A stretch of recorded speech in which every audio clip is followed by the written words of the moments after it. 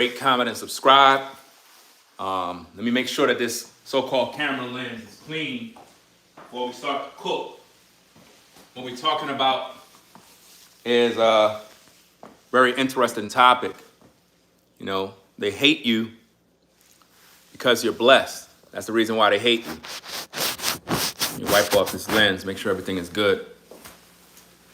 They hate you because you're blessed. And basically what they did is they're recruiting demons to basically attack you. That's what this is about. See, some people,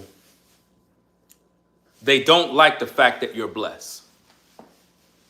They sit in their home frustrated. They can't think. They're losing their mind because they focus only on you all day. I mean, you're at the forefront of their mind. As soon as they get up, they tune in, they look at you. And what they try to do, because of the jealousy that's inside, they recruit other people to be just as hateful as them because of jealousy. I mean, some of you that are blessed, you can't help it. I mean, you're just blessed. I mean, it is what it is, but you got people that they're mad. It's like they don't want you to shine. You know, I experience this myself. It's like all I try to do is provide for my kids, you know, take care of my family, do what I got to do, stay out of the way. And you be having people, they don't want to see me live no more. They want to see me die. They want to see me on the soup line begging bread. They want me to starve. They don't want me to eat. And I'm like, dang. I'm going to tell you, I'm going to explain this, because if you're going through this, it's because they're jealous of you. They're jealous. The reason why you got all this hate that's coming from all angles, it's like everybody is hating on you. Now, of course, you got those people that rock with you, right? We all got people that rock with us. But for the most part, it seems like as you elevate, more hate comes. You know what I mean? It's like you could be going through a struggle. And while you're in that struggle, the haters are never around. Not when you're going through. When you're going through your struggle, the demons are never there. The haters are never there. It's when you come out of the struggle. And now you're having some success. They look at the success, they get mad, they get jealous. Why? Because they want to be you. Secretly, on the low key, they watch you from the sidelines, jealous. They be like this, doing the Birdman hand rub, hoping that they could be you. But they'll never be you. You know why? Because they're not blessed. They're cursed. That's why they can't seem to rise. That's why they can't seem to prosper. No matter how much they got, no matter how much materials they got, they're never happy. How many people you know like that? They covet you. They copy you. They try to be like you. They try to do and mimic everything you do, and they still not happy. They still not happy. It's like, damn, dog, you buy this, you buy that, you got this material, you got this, you still not happy with your life? They not happy. You know why? Because they want to be you. They want to be you. And I know the video is reversed. I don't know how to fix it. I don't know. The video is like reversed. Like when you look at me, everything is reversed. So this side of the room belong on that side of the room. So it is what it is. I'm going to pretty much start to do reaction videos with my own live streams. In other words, when you see me do these videos, I'm going to do a reaction to these videos. You know what I mean? To break it down even further. So, the reason why they hate you is because you're blessed, which means To be blessed, let me explain what being blessed is all about. When you're blessed, it means that you're empowered to prosper.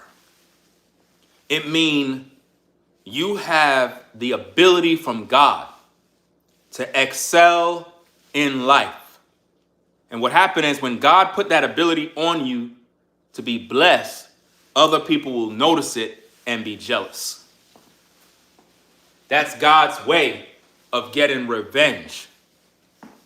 He'll make you become blessed so that your enemies will weep. Yeah, I'm serious. You got people out there, ladies and gentlemen, who got cars, homes, and they're not happy with their life.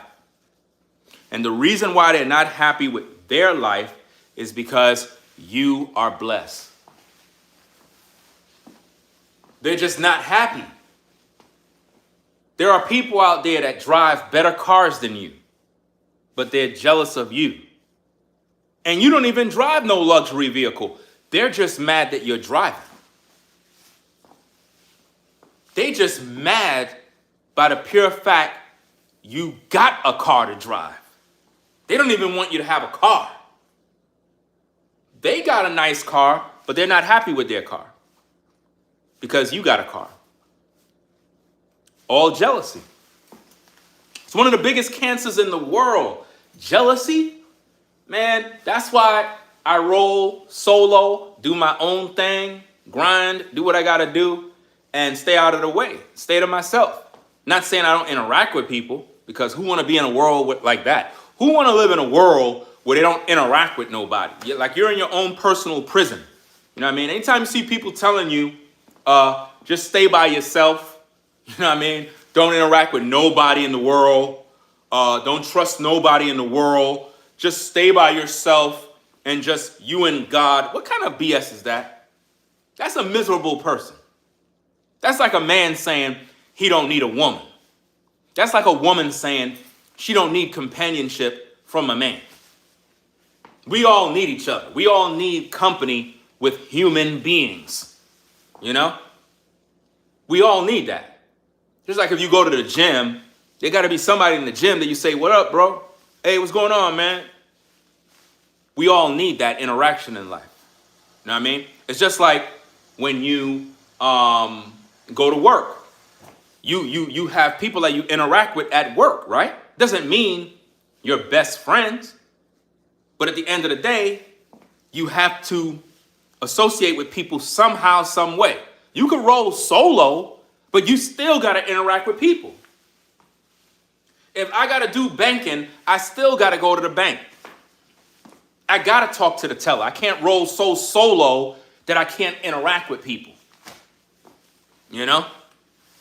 So you got to understand, fam. Even on your job, they hate you. Even on your job, man. And what happened is they recruit demons. They recruit demons to attack you. Have any of you experienced that where you know you're being attacked by the devil because the attacks are coming from this way, it's coming from that way, it's coming from over here, and you know why? It's because you're starting to prosper. Maybe you got a new job. Maybe you got a new place. Maybe you got a promotion. Perhaps you just had a baby. Maybe you're an entrepreneur. Maybe you decided today, I'm not going to procrastinate no more.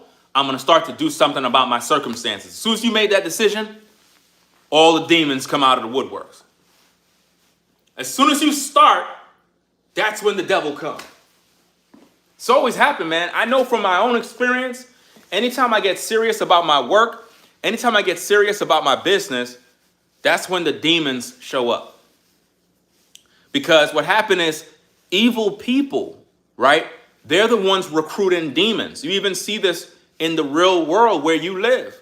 In your neck of the woods, there are people that pray to the devil.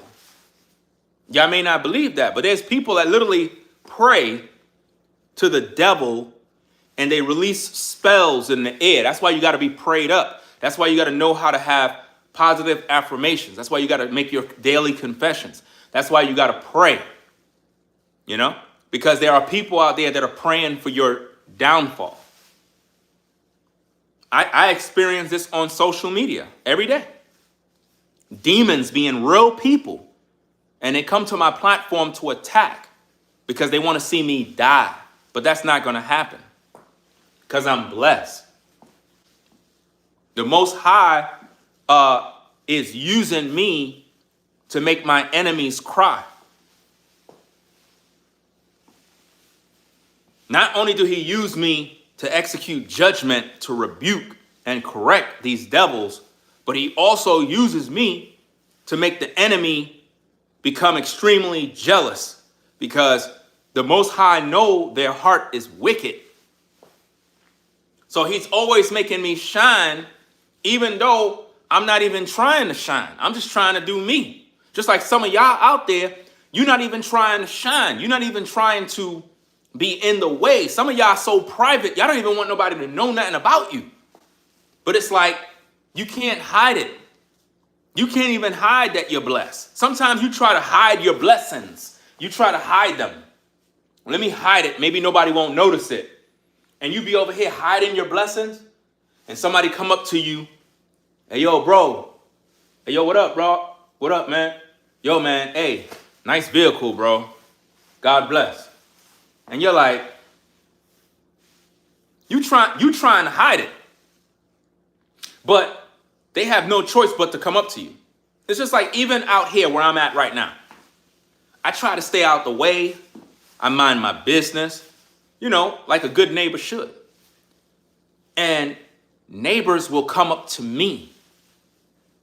They'll come to me. I'm not even asking for that. I really don't want to talk to nobody. I'm not like a mean person. I'm really not. I just like to stay private. You know what I mean? If neighbors ask a question or they say, hey, how you doing? Of course, I'm going to react. I'm going to respond. I'm going to be courteous, kind, because I'm a cool guy. It's just that with me, I'm more or less the type of guy that like to be private. I like to stay out of the way. I don't want everybody knowing me. I just don't like that type of stuff. That's how I've always been.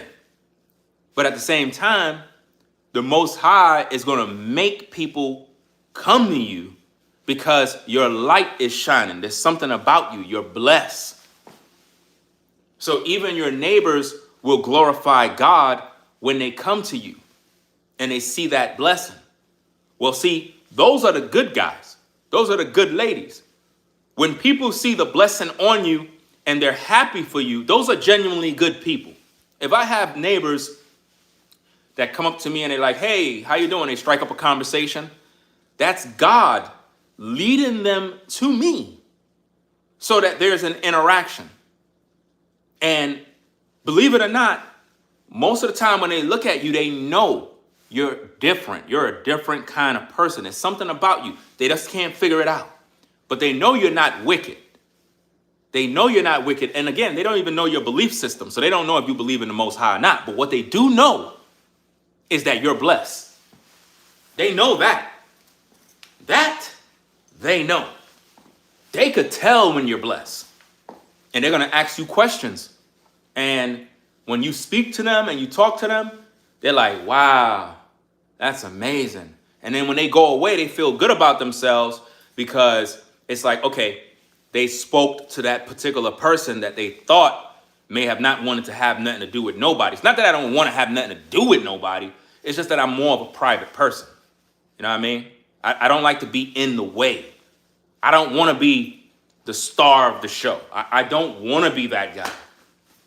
You know? But sometimes the Most High will make you that person. On your job. Some of you are the star on your job and you don't even know it. Some of you are the star on your job. You're the popular person and you're not even trying to be. Everybody know you. You're the person that stand out. You're the person that always have a good report. And from time to time, when you start to elevate on the job, the haters come. How many of you on the job right now got them haters that go run to the supervisor, always plotting, always telling, always throwing dirt, and then they call you in the office trying to write you up, giving you a memo? How many of you? How many of you? And you're wondering, who's snitching on me? Who's talking? Who's telling the supervisor these lies? One of your coworkers. Why? Because they're jealous. They're jealous because they saw that whip you pulled up with. They saw the way you were dressing. They don't like the fact that there's always a good report about you. They're mad because you're blessed. That's why. They don't like the fact that you're winning. They don't hear no bad news about you. So they have to make something up. Now, the worst kind of hater is a religious one. Let's talk about it. A religious hater is one of the worst kind of people you will encounter. A religious person. They be some of the most jealous, wicked, backstabbing devils there ever could be. The religious hater. These individuals be so jealous of you, they be acting like they're talking about God. And the thing is, the whole time they wicked as hell, fam. Like everything about them is evil. They got a red eye towards you. They're jealous. They're envious. And they'll be acting like they're being nice. When really deep down inside, they hate you, man. From the heart. These people hate you from the heart, fam. They wish that you would die. When I tell you, ladies and gentlemen, there are people that are wishing for you to die, I'm not lying. There are people right now that are literally wishing that you lose your job, you lose your car, you lose your home, you go broke, get sick, crash in your car, get a heart attack. There are people that are literally wishing that this happened to you. That's why you have to pray. That's why you got to say, no weapon formed against me shall prosper, for this is the heritage of the saints, and all their devices will never come to pass. I speak blessings over my life. I am prosperous. I'm wealthy, healthy. My family is safe. We have the protection of the Most High. We got the angels of the Most High encamped around us. No evil shall befall us. You know what I'm saying? I live in safety. I have a peaceful mind. I'm going to continue to grind and make money. I'm going to always have money. My bills will always be paid. I'm going to always have what is good. I'm not a failure. I'm blessed coming in. I'm blessed coming out. I'm the head and not the tail. I'm above. I'm never going to be beneath. You know what I'm saying? I'm the star of the show. I'm the head guy in charge. I'm the one that's going to make it happen. I'm successful. You got to say this to yourself. Because these demons that are in people, they're never going to say these things about you. Because they want to see you die. They really want to see you fall. Some of you right now, there are people that are literally counting down your days. Counting down your days saying, I hope by the end of the month, something bad happens to them. Evil people, man. I got a lot of those kind of people in my life, but I got them in chains. I put them in chains with my words, the words that I utter. I put them in chains. A lot of my enemies are miserable. You know why? Because I control their entire existence through my words. The same way they putting out curses, trying to destroy my life, I put out blessings and it controls their life. Totally destroys them. Keep them in derision. Keep them running around in circles. Keep them miserable. Keep them thinking about me all day. They're literally losing their damn mind. Some people just don't know how to move on with their life. So what happened is, as long as you're alive, they're never going to be happy. This is why they plot, because of jealousy. And I'm going to tell you, everybody that's jealous of you was a fan of you. Everybody that is jealous of you was a fan of you. Serious.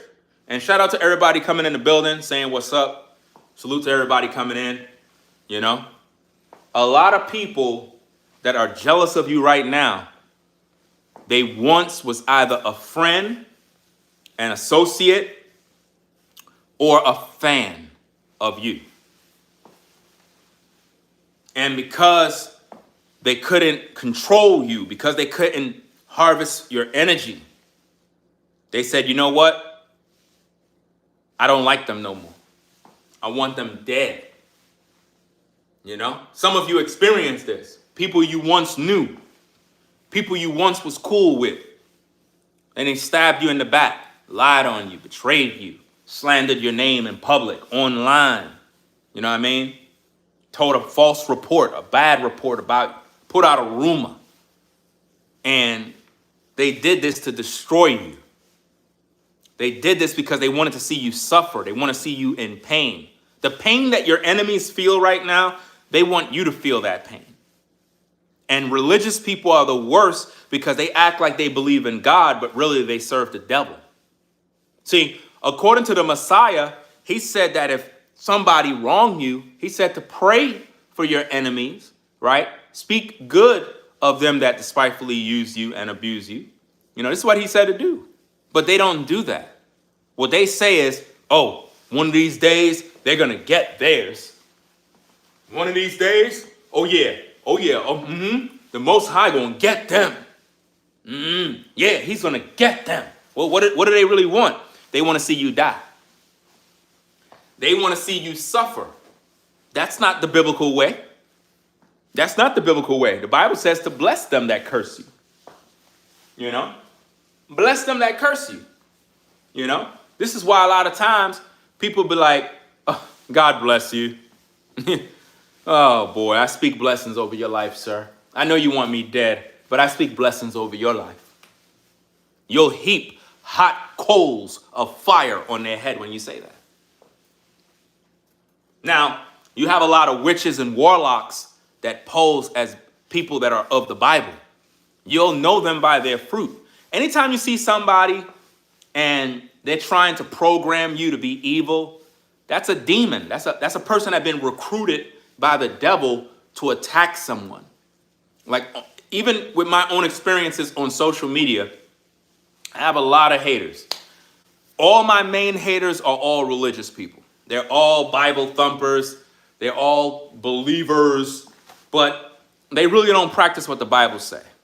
All they do is plot, scheme, and recruit other people to be twofold more child of hell than themselves. I experience this all the time, you know?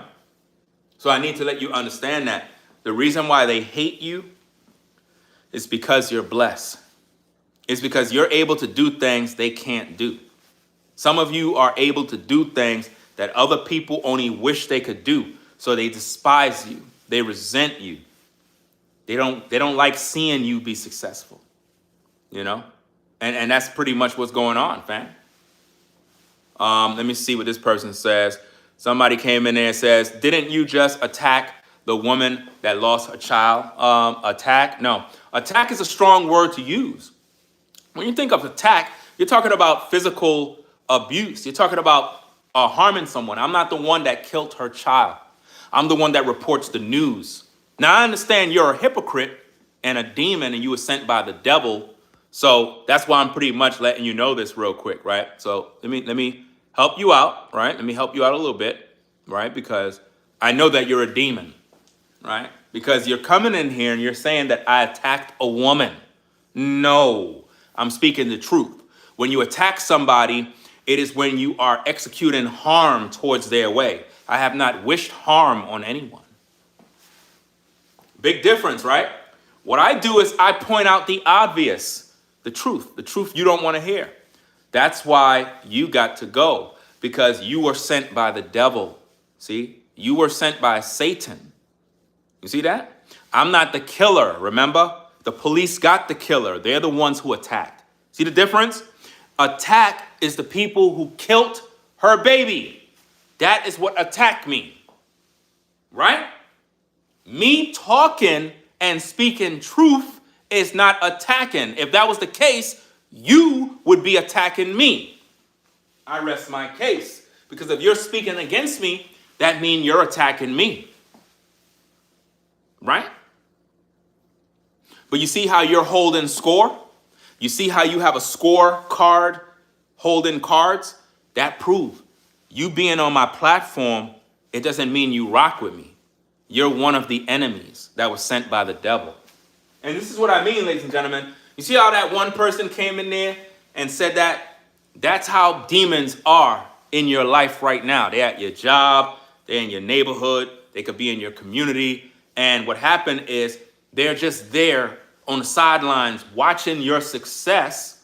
They are watching you, right? Watching everything you say, watching everything you do, and they're jealous of you. Period. Jealous. Mad at the world. A bunch of damn demons. But they won't go to that woman who got the $50,000 and she partying and smoking and drinking, being ratchet. Nobody won't question the fact that they brought that baby girl to die. But they'll tell me that I'm attacking her. I tell you, man, they'll make up stories about you. You see how that person came in here and made up a lie?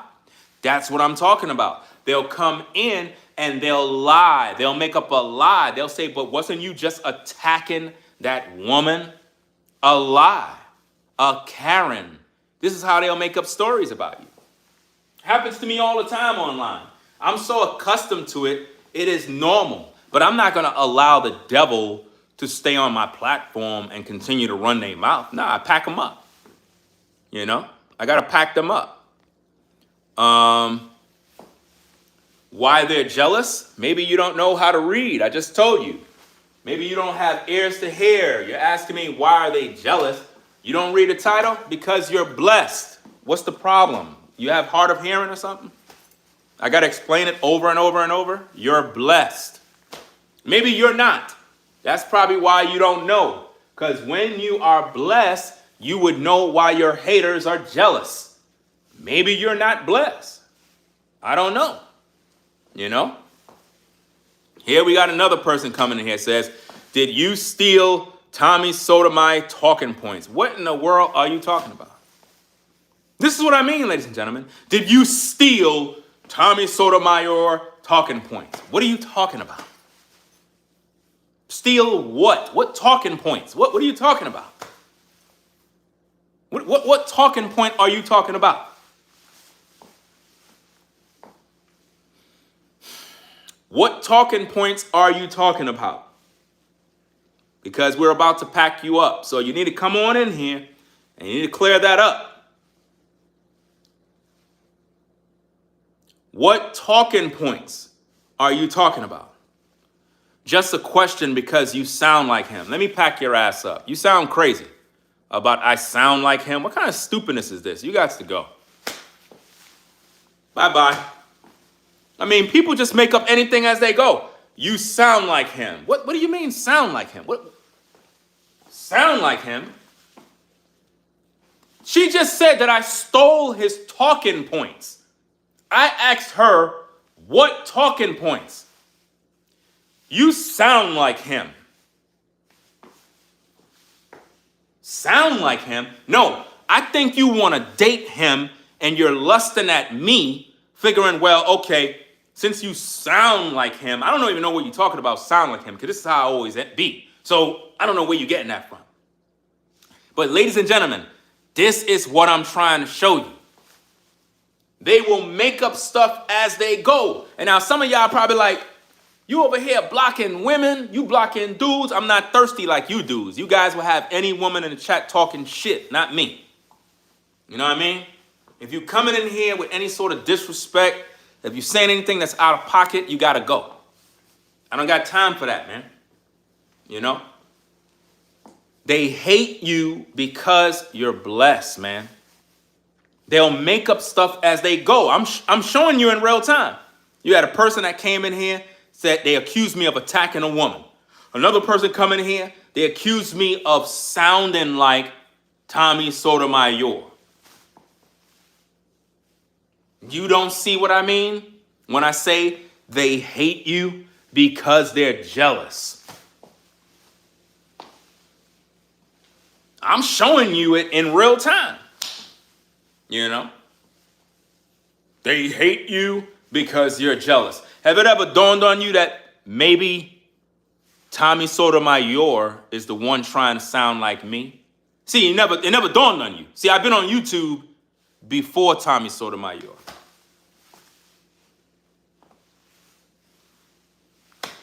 So whatever you're hearing, maybe you got it mixed up. Maybe the truth of the matter is they've been watching me so long that they try to mimic my style. That's what that woman don't understand. Because I've always been me. Is there anybody else that's going to come in to get blocked? Because it seemed like people come in here with this hate, and I'm trying to figure this out. How these people even watching my platform, dog? Like, for real. Like, you come over here to watch my platform to tell me this. You're only expressing exactly what I just finished talking about in regards to the hate. Because if you're a subscriber to my channel, if you've been watching my channel, you already know me already. You already know how I move. So for you to come in, that means you were sent by the devil. Because the people that watch my platform, they already know who I am, and they hear me speak all the time. So for you to come in telling me I sound like somebody, you're not a follower of this platform. You were sent by the devil. You were sent by demons to be a distraction. Not just a distraction, but to be a proof of exactly what I'm talking about. The reason why they hate you is because they're jealous, and they're going to recruit demons to attack you. And y'all seeing it in real time, you know? Ain't that something? All I'm doing is sharing the truth, speaking my mind, and you got people out here talking a bunch of crap, fam. All these YouTubers copy me. I've been here since 2006, been doing this work. A lot of people been influenced by my style, my creativity, my swag. All they do is mimic what I do. And then what happened is people that are fans of other people, they go and they say, oh, you're copying this and you're stealing something. Man, stop. Please, stop it. You better go check the records and ask about me.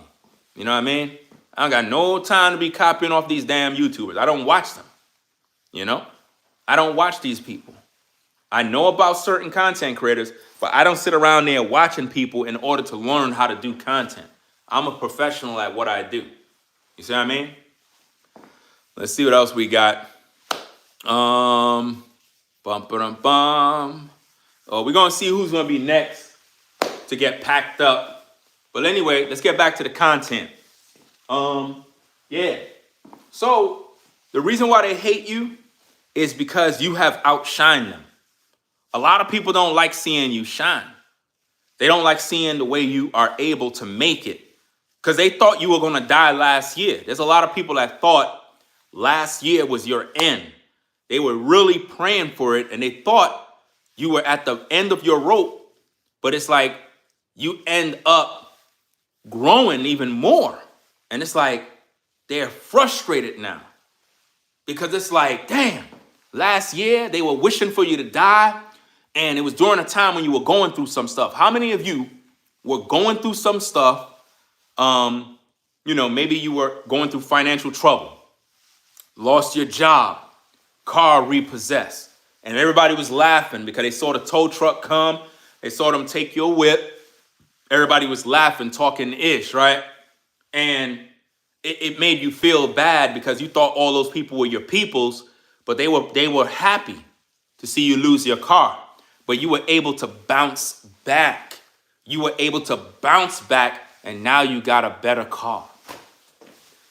Now you got a better car. You see how that worked? Now they're mad. They thought you were at the end. They thought they had you. They were praying. It was like, yes, you lost your car. You lost your job. Yes. But you were able to bounce back. You were able to survive that ordeal. You know? And that's how it is.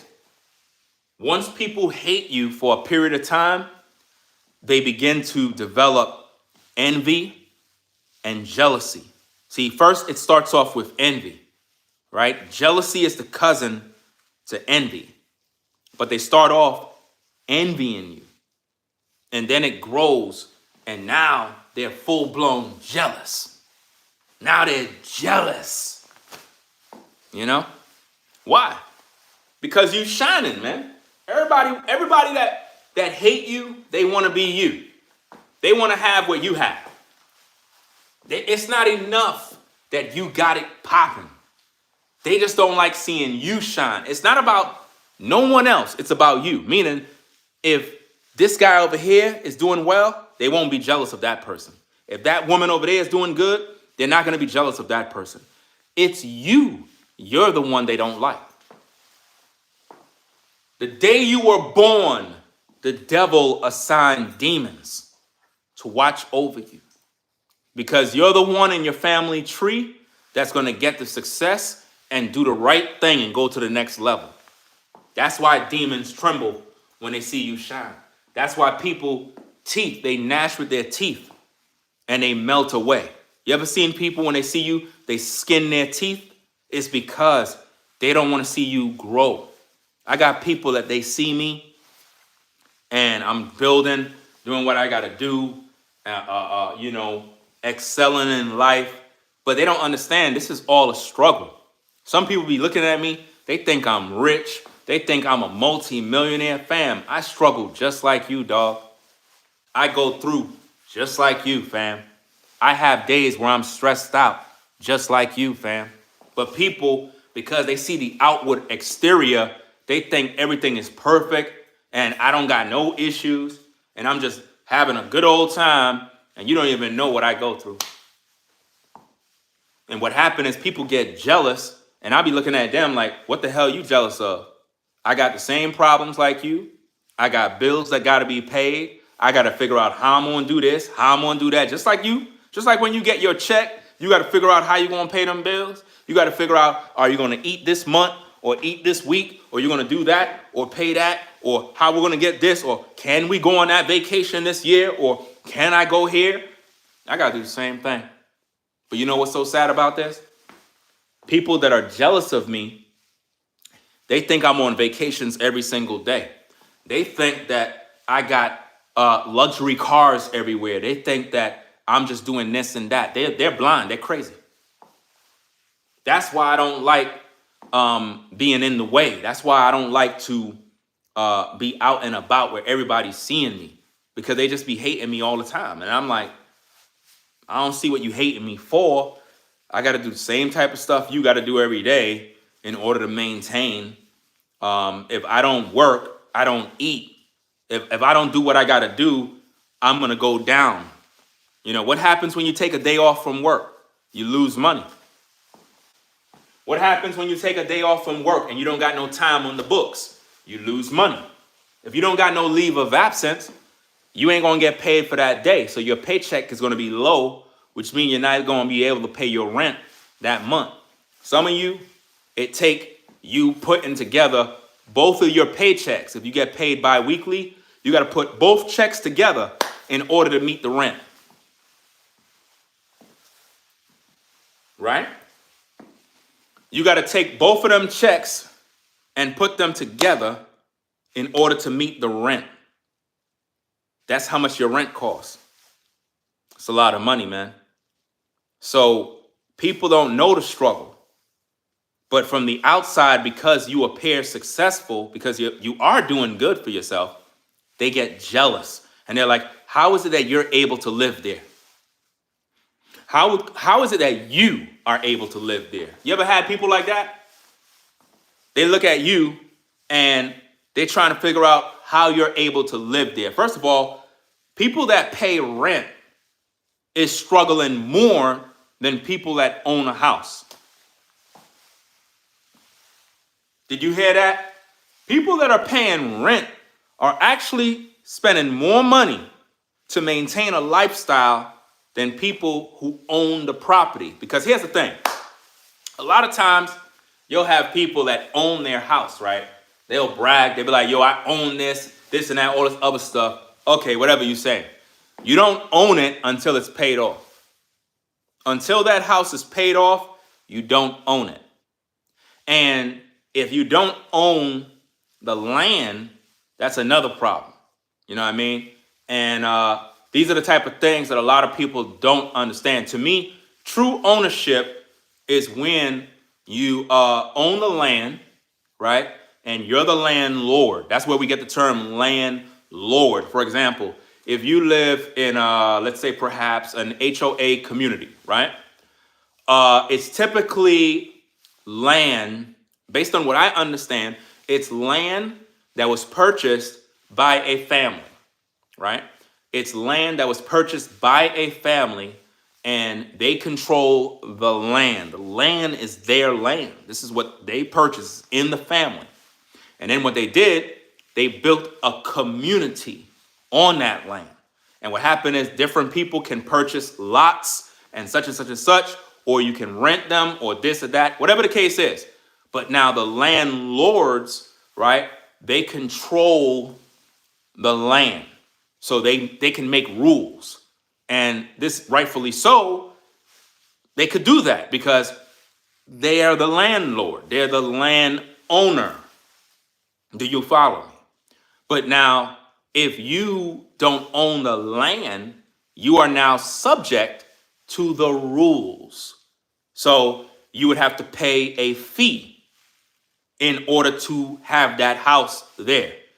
Even if you don't want to pay the fee, you still got to pay the fee.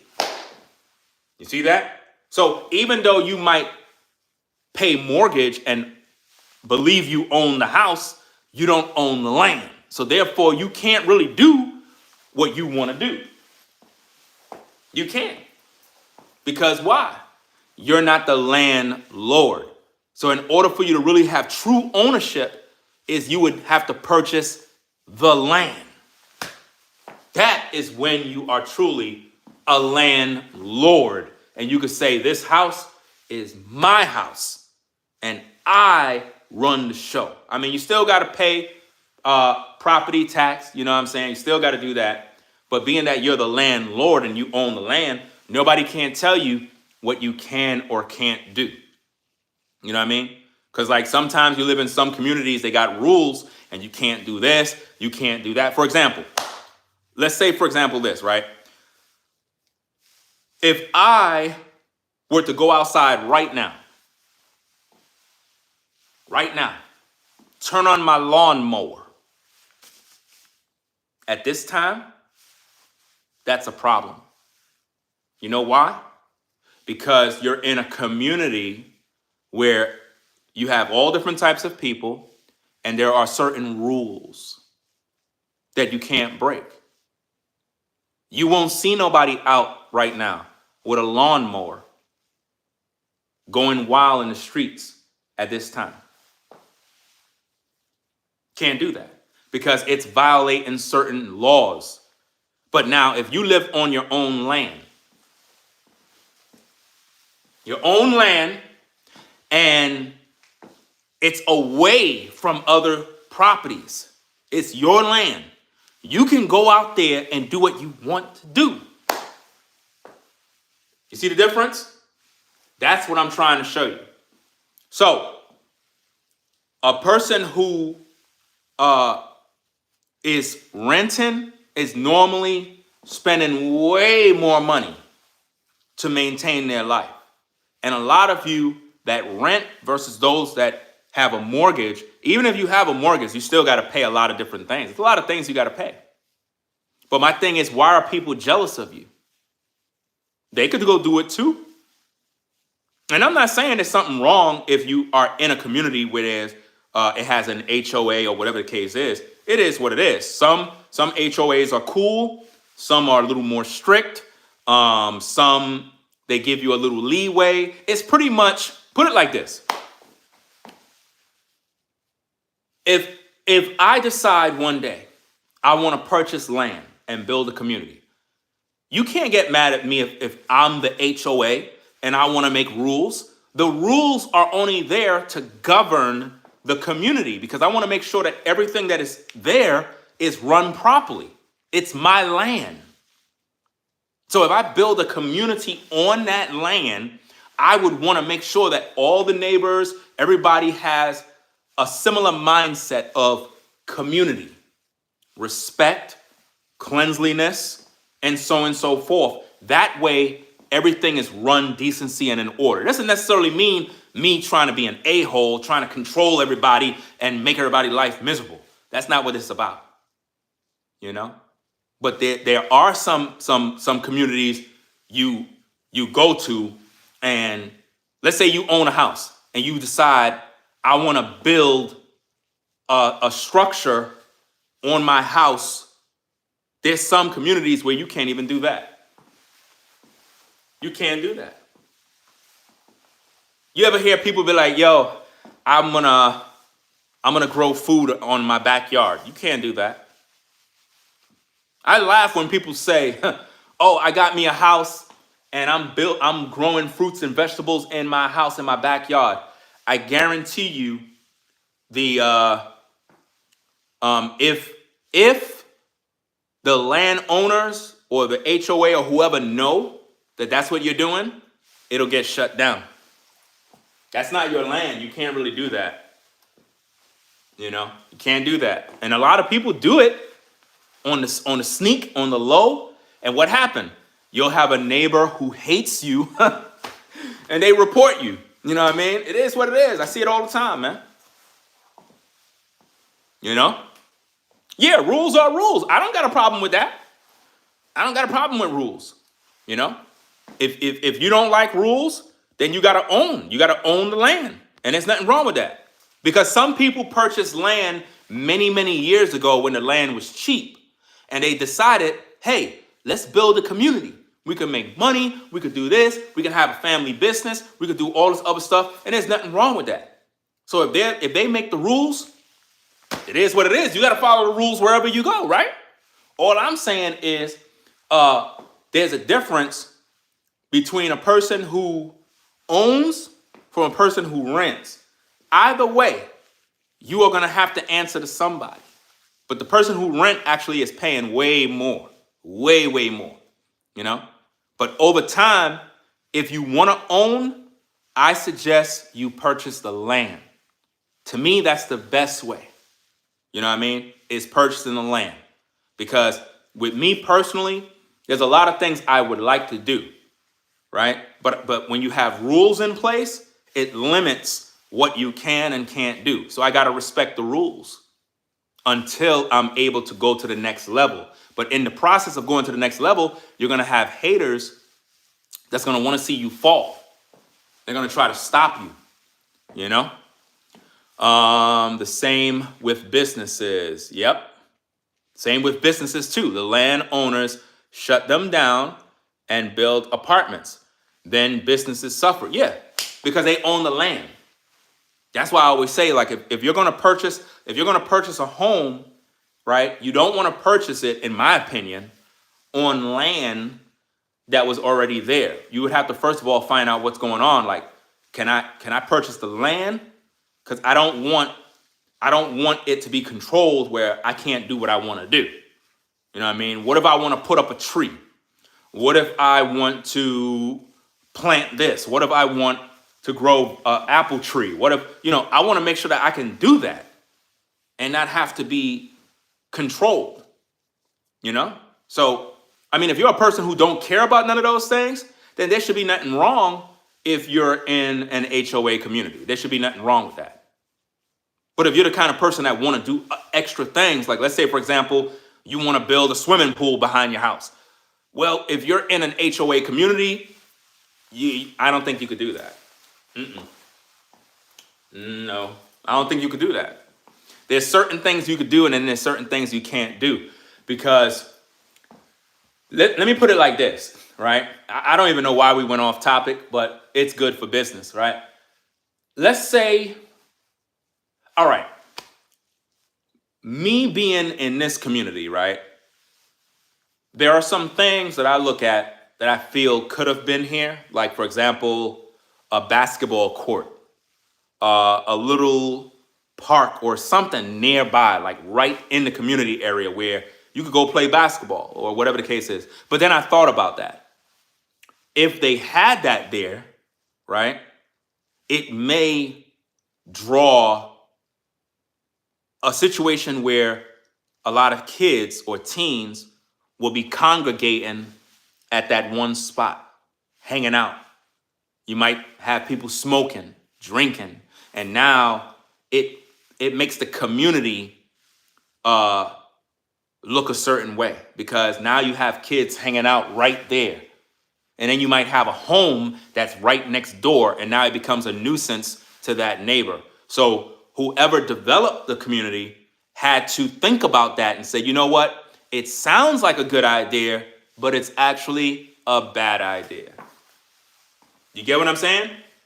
It's a good idea, but it's a bad idea. Because if you want a basketball court or anything like that, and you got a backyard, put up a damn hoop and play basketball there. Some people do that. They'll put down a concrete slab or whatever the case is in the back, and they'll put up a little hoop, and you can shoot hoops right there. But to have a court that is public, open in the community, it may bring negativity, and that's something they don't want. Right? That's something they don't want. And I never said it's a black or white thing. It's just hangout spots. Some communities don't want that. You see, like, if you look at the time right now, obviously it's not summertime yet, right? We're moving into spring soon. If it's summertime and it's hot, if there was a basketball court or wherever in this community, it'll become a hangout spot. And sometimes that can lead to violence, drugs. It could bring other people from other areas driving into the community, hanging out there, and next minute you got a problem. So that's one of the reasons why they won't put stuff like that around. In other words, if you want to go play basketball, you can go drive to a park and play basketball. You know, that way it keeps it quiet, keep it peaceful, and so on and so forth. They actually have another community that they're building up around here. And I'm supposed to check it out and see what's going on over there. I think they're supposed to be building, I think, like 300 houses. Like 300 houses, man.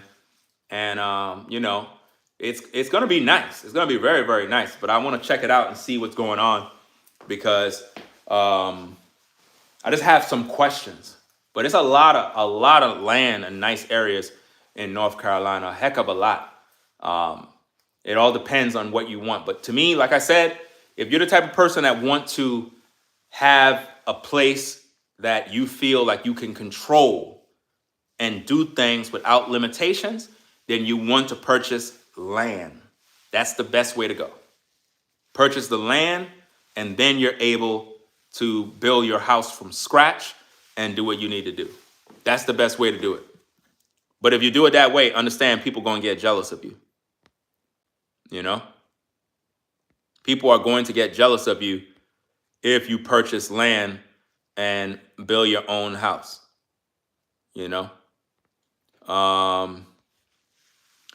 Shout out to Floridine Rollo for the support. Let me see. You said salute Ringo. 2025, it's more winning to come. You speaking the real and educated the listeners of importance. Brown royalty, we are the business. No excuses 2025 and beyond. You come a long way to greatness. Appreciate the comment and the support. Make sure y'all support Floridine Rollo's platform. You know what I'm saying? Make sure you subscribe to his channel. Let me see what they're saying. If you have land, it's a secret. I mean, if you have land, it's not necessarily you have to have a secret or anything. I mean, if you have a private life, then it's your business. But anybody that understands anything about home ownership would know that the best thing to do is to own your land. I mean, that's the best thing. It's like I said, if you're in an HOA community, the HOA, they own the land. So even if you bought a house, you don't own the land. Yeah, you own the house, but you don't own the land.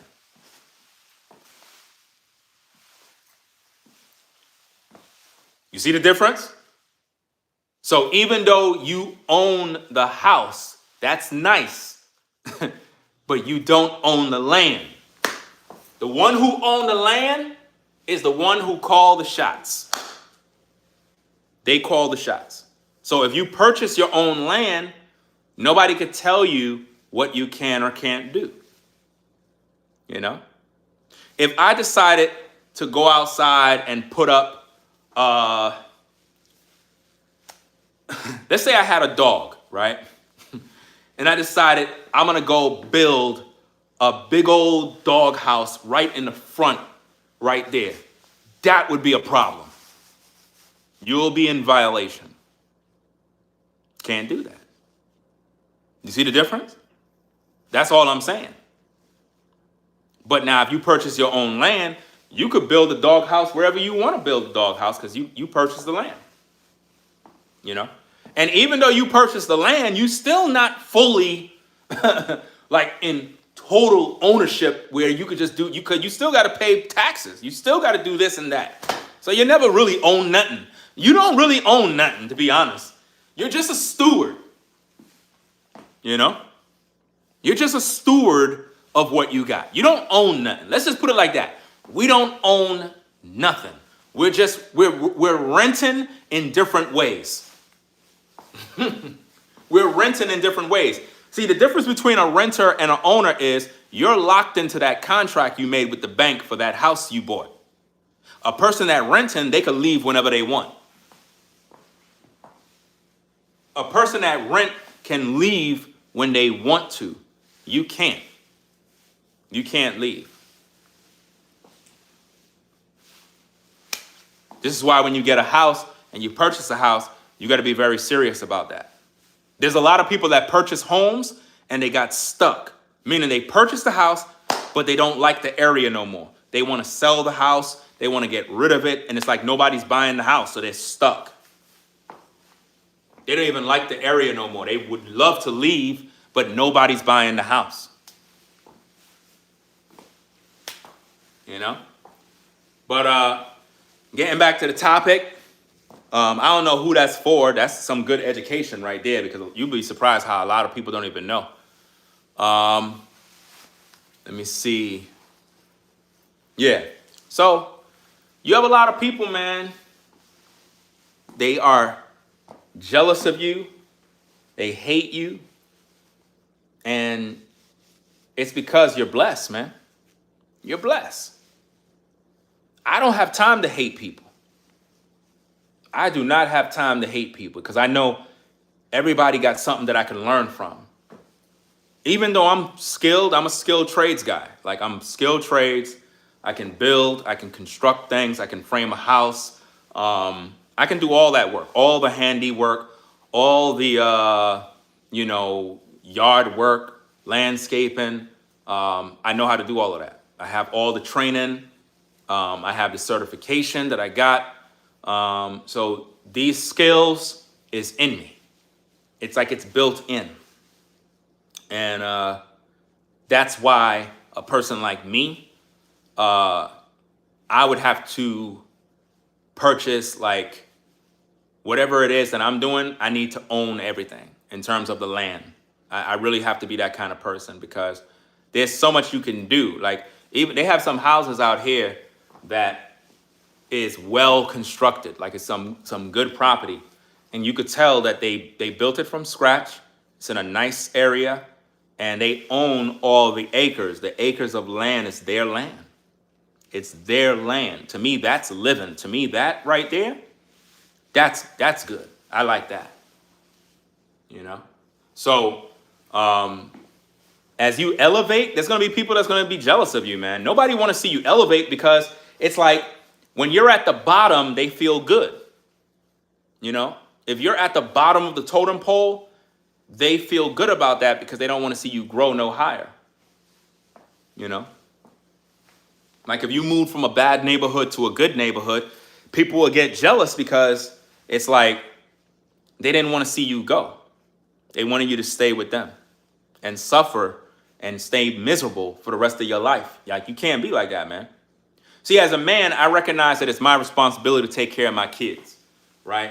I'm not really concerned with me. Like, let me explain that because some people may not understand it. Everything I do, right? Everything that I do in terms of with this house is to make sure that my kids have an opportunity to to get to the next level. It's like the only reason why I inhale and exhale is so that they can grow up and begin to have opportunity that I never had.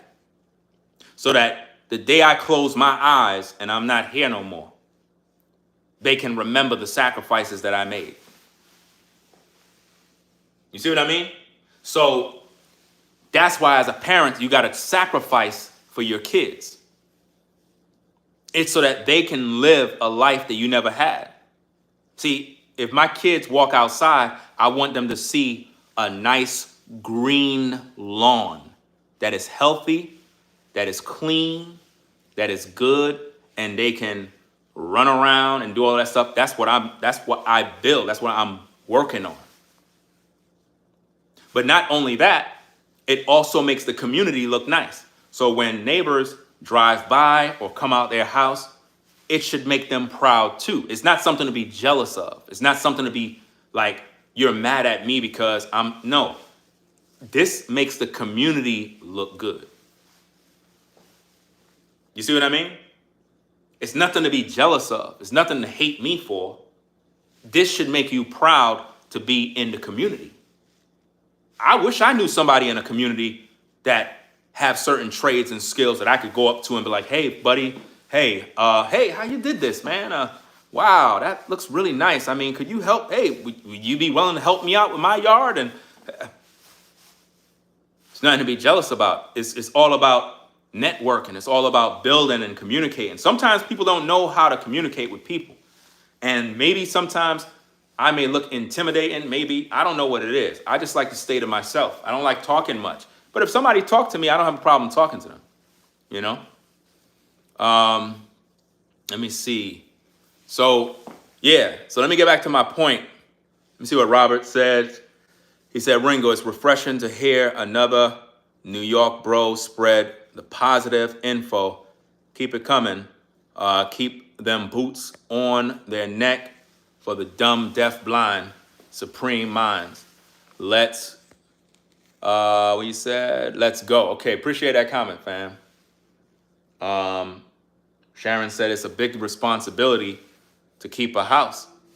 But if you work hard and put your mind on what you want to accomplish, it's never easy. And that's why you're blessed. It's not easy. It's not easy. But what it is, all right, let's put it like this. It's easy when you understand what you're doing. Once you're in a flow and you're established and you understand your responsibilities and you don't slack off and you don't lack off on what your responsibilities are, it'll be easy. As long as you're doing what you got to do, everything will flow. It's when you are being lazy, not putting in the work, the hours, that is when everything starts to get frustrating. You start to fall apart. But if you know how to save money, everything revolves around the money part. The money part is very important.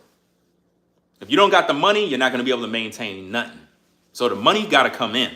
If the money not coming in, everything starts to fall. But it takes wisdom, and this is what a lot of people get envious of, is your wisdom of how you maintain. You know? But it takes time to learn, you know? In the beginning, it'll be rough. In the beginning, it'll be tough and whatnot. But as long as you're staying with it, eventually you'll do what you need to do. See, a lot of people that was raised in a family that already had property, land, homes, for them, this is easy.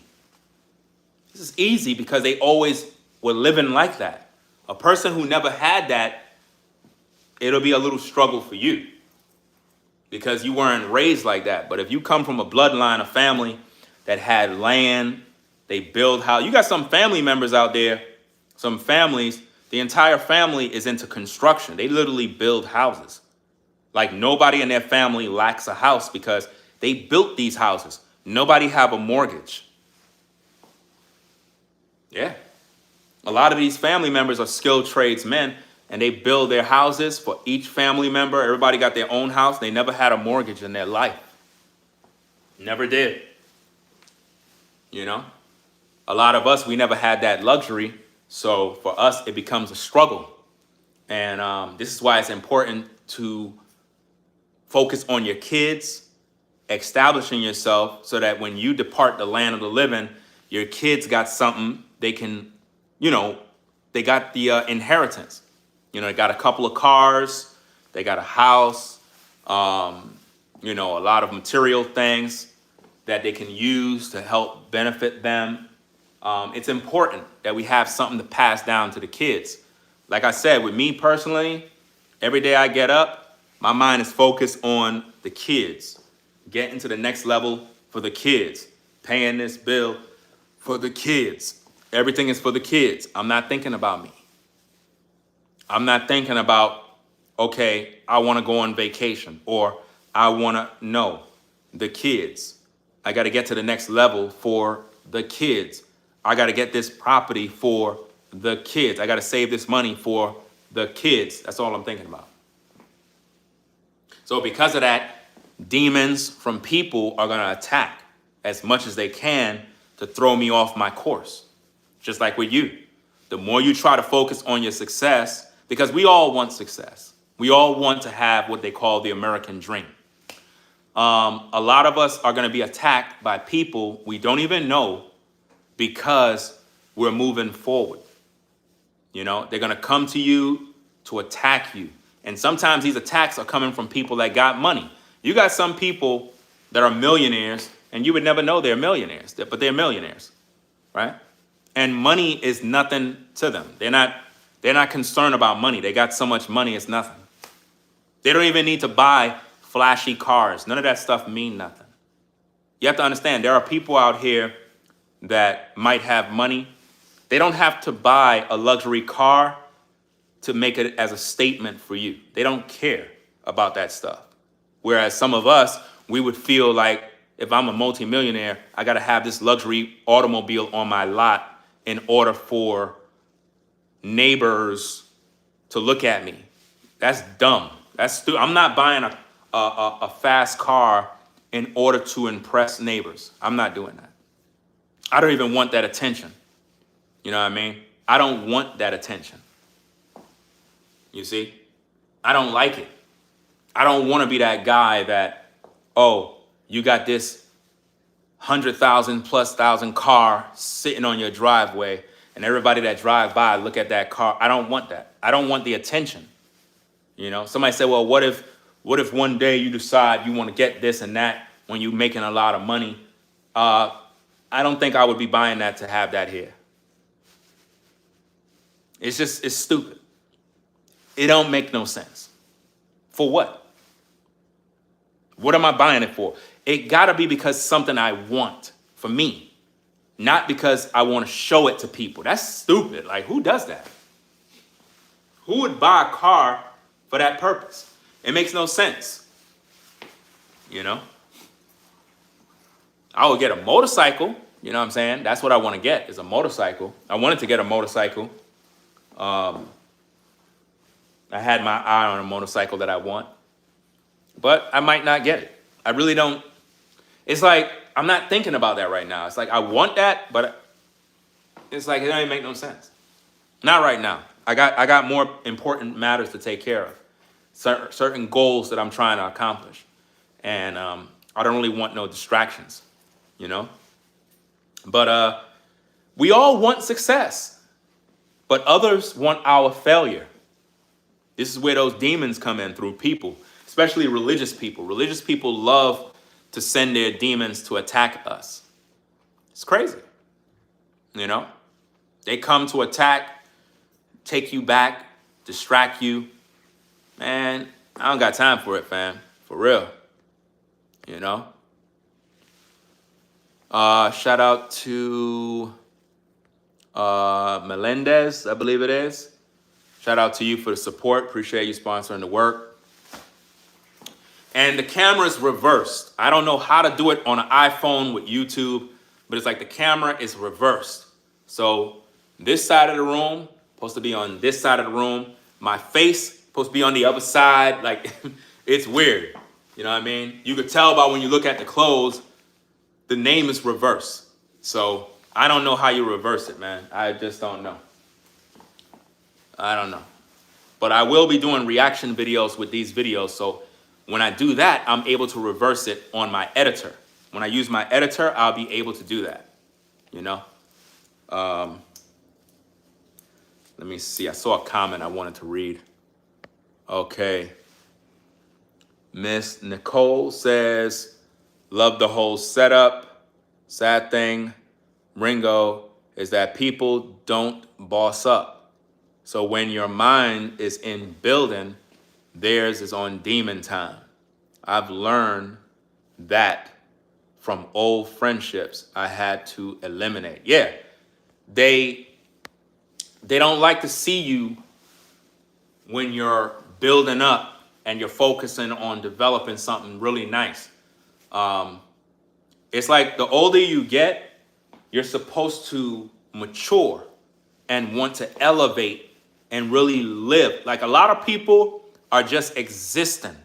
They have not yet lived. They're existing in a world. They're miserable and they're frustrated. We got to get to the point where we are living our life, not just existing in misery. We don't want that, you know? What's going on? 10, what's that? 10 roadblock. What's going on? And shout out to everybody coming in the building. Make sure you hit that like button one time, right? Yeah. So if you watched my show the other night, I did a live stream over here in this area, and I was telling y'all about the background here is where we're going to be doing the show of We Gotta Talk TV, right? We have other plans of a family reality show that we're going to pretty much be doing, where we're going to have like multiple episodes of a show. I don't have it all planned out, but I know I'm going to have it, right? And it's going to be dope. It's going to be really, really good. Something fresh, something new that no one has seen on YouTube. And it's just something that is beautiful. When we start shooting within the community, it's going to look really nice. That's one of the reasons why I am spending so much time prepping my lawn area, is because I want to be able to film and I want to make sure that everything is on point. A lot of times people don't understand, like, all that work I'm doing is to prep the area for filming, right? And this spring, summer, I want to really go hard in the paint when it comes to the filming. Now, I know once I start, a lot of neighbors, kids, they're going to see that filming and they're going to want to be a part of that. It's kind of difficult because I would like to have other people be a part of what I'm doing. I could film a whole movie in this community, like literally. Like, if I had everybody in this community working together, I could literally film a multi-million-dollar film right in this community. Literally, it could be done. The only difference is when you are embarking on something like that, a lot of times other parents, because I don't know everybody. I don't know everybody in the community. And if their kids is involved in a film, especially if it's on social media, a lot of times people are focused on money. And they assume, it goes back to that assume word, that you're making millions of dollars and then people want to get paid. And then you have liability, you have this, that, somebody got hurt. I don't want to deal with none of that. I don't want to deal with that. So I would just rather not have nobody involved, because I don't want to deal with people making fake lawsuits, or perhaps trying to see if they can run a quick one on you to get paid and all. I don't want none of those issues. So I'll just keep it within the family. And if there was a situation where I was working with other people in the community, I would have to write up contracts that legally protect me. But to be honest, I don't think I'm going to write up anything, because ain't nobody going to be involved, because of that very reason. If you're not associated with my family, I cannot put you in. No different than If somebody got their own family business, they're not going to put me in. They're not going to say, well, I want that guy to be in my business. They're not going to do it. They're going to bring their family, but they're not going to bring me. So to protect me, I'd rather just grind, do what I got to do on my own. And if people watch and they see, that's it. You know what I mean? I don't got to worry about no drama. I don't got to worry about somebody saying, well, my child is on social media. I don't like that, this and that. I'm suing. And man, I don't got time for that, man. I do not got time. You know, that's why I just like to be by myself, focus on my business, and just keep everything popping. You know what I mean? Like I said, I did this back in the day. You know, back in the day, I used to keep the kids off the streets. We used to film short films back in the late 90s, somewhere around the late 90s, in the 2000s, early 2000s. And I was filming a lot of films. Like we would like be in the community, keep the kids off the street, keep them active. They would be acting, doing different shows. And a lot of the youth, I was helping to keep them out of trouble. Rather than them hanging with the gangs, I used to tell them, hey, come on, man, we got to go film. We'll go to Prospect Park in New York, and we film. We'll sometimes take the train to Central Park, and I would make sure and feed all the kids. Everybody was able to eat, get pizza for everybody, burgers, whatever the case is. We took care of everybody. You know what I mean? And it was only a few of the kids. You could say about a good 17 kids, and we would make sure that they good and stuff like that. But as we start moving up, some of the parents started acting up. Like they were just tweaking and bugging. So I was like, look, I'm trying to help your child to keep them off the streets. You want to make it a personal issue. You know what? Hey, young man, hey, your mom is acting up. We can't have you in film. We can't do this. And the kid crying, but the mom, she's acting up. So I'm like, you know what? I already learned from that experience. That's why I don't want that no more. I already learned from that already. And it was very frustrating to deal with that, man. It's like it's jealousy. I don't know what it is. They saw me outside with the cameras. And this is way back, man. And they would get mad.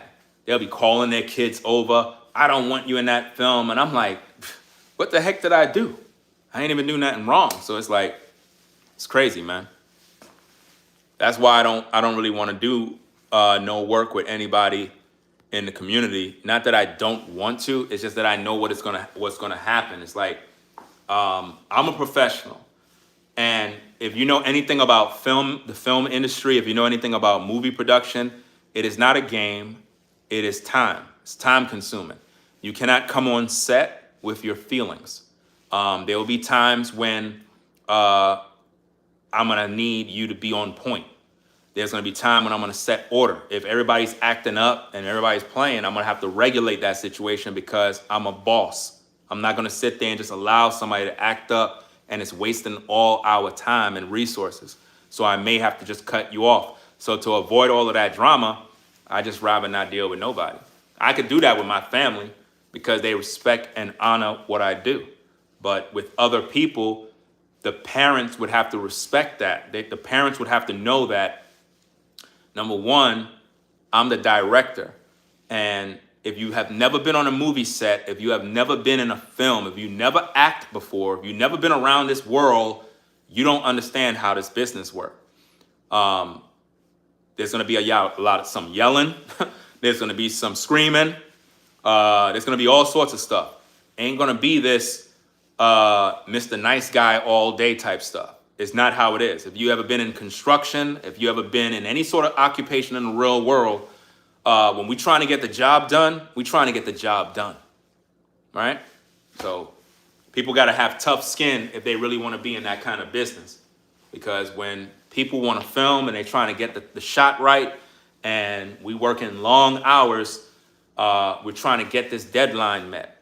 And I'm pretty sure you probably got some people out here that would make great actors. Because like I had a whole show set up. I had a whole movie plan, man. And the thing is, I need serious people. I need people that really understand the business, man. People that want to get paid. People that want to go to the next level. A lot of people have a broke mindset, and I cannot stand that mess, man. Some people just like being broke. I don't understand that. I just don't get it.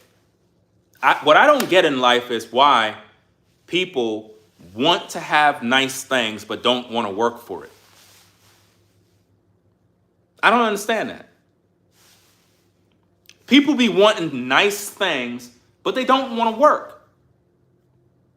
I don't get it, man. It's crazy. Who's that? Says hello, Ringo. Is that Juanetta? How you doing? Let me see. I don't understand why people are so jealous of others who want to better themselves. There are so many hateful people in this world. Yeah, I don't get that as well, because all I'm trying to do is provide for my kids. That's it. And anybody that I encounter that comes around me, I'm going to help to elevate you too, because I'm blessed. There's no way you can hang around me and not learn anything from me.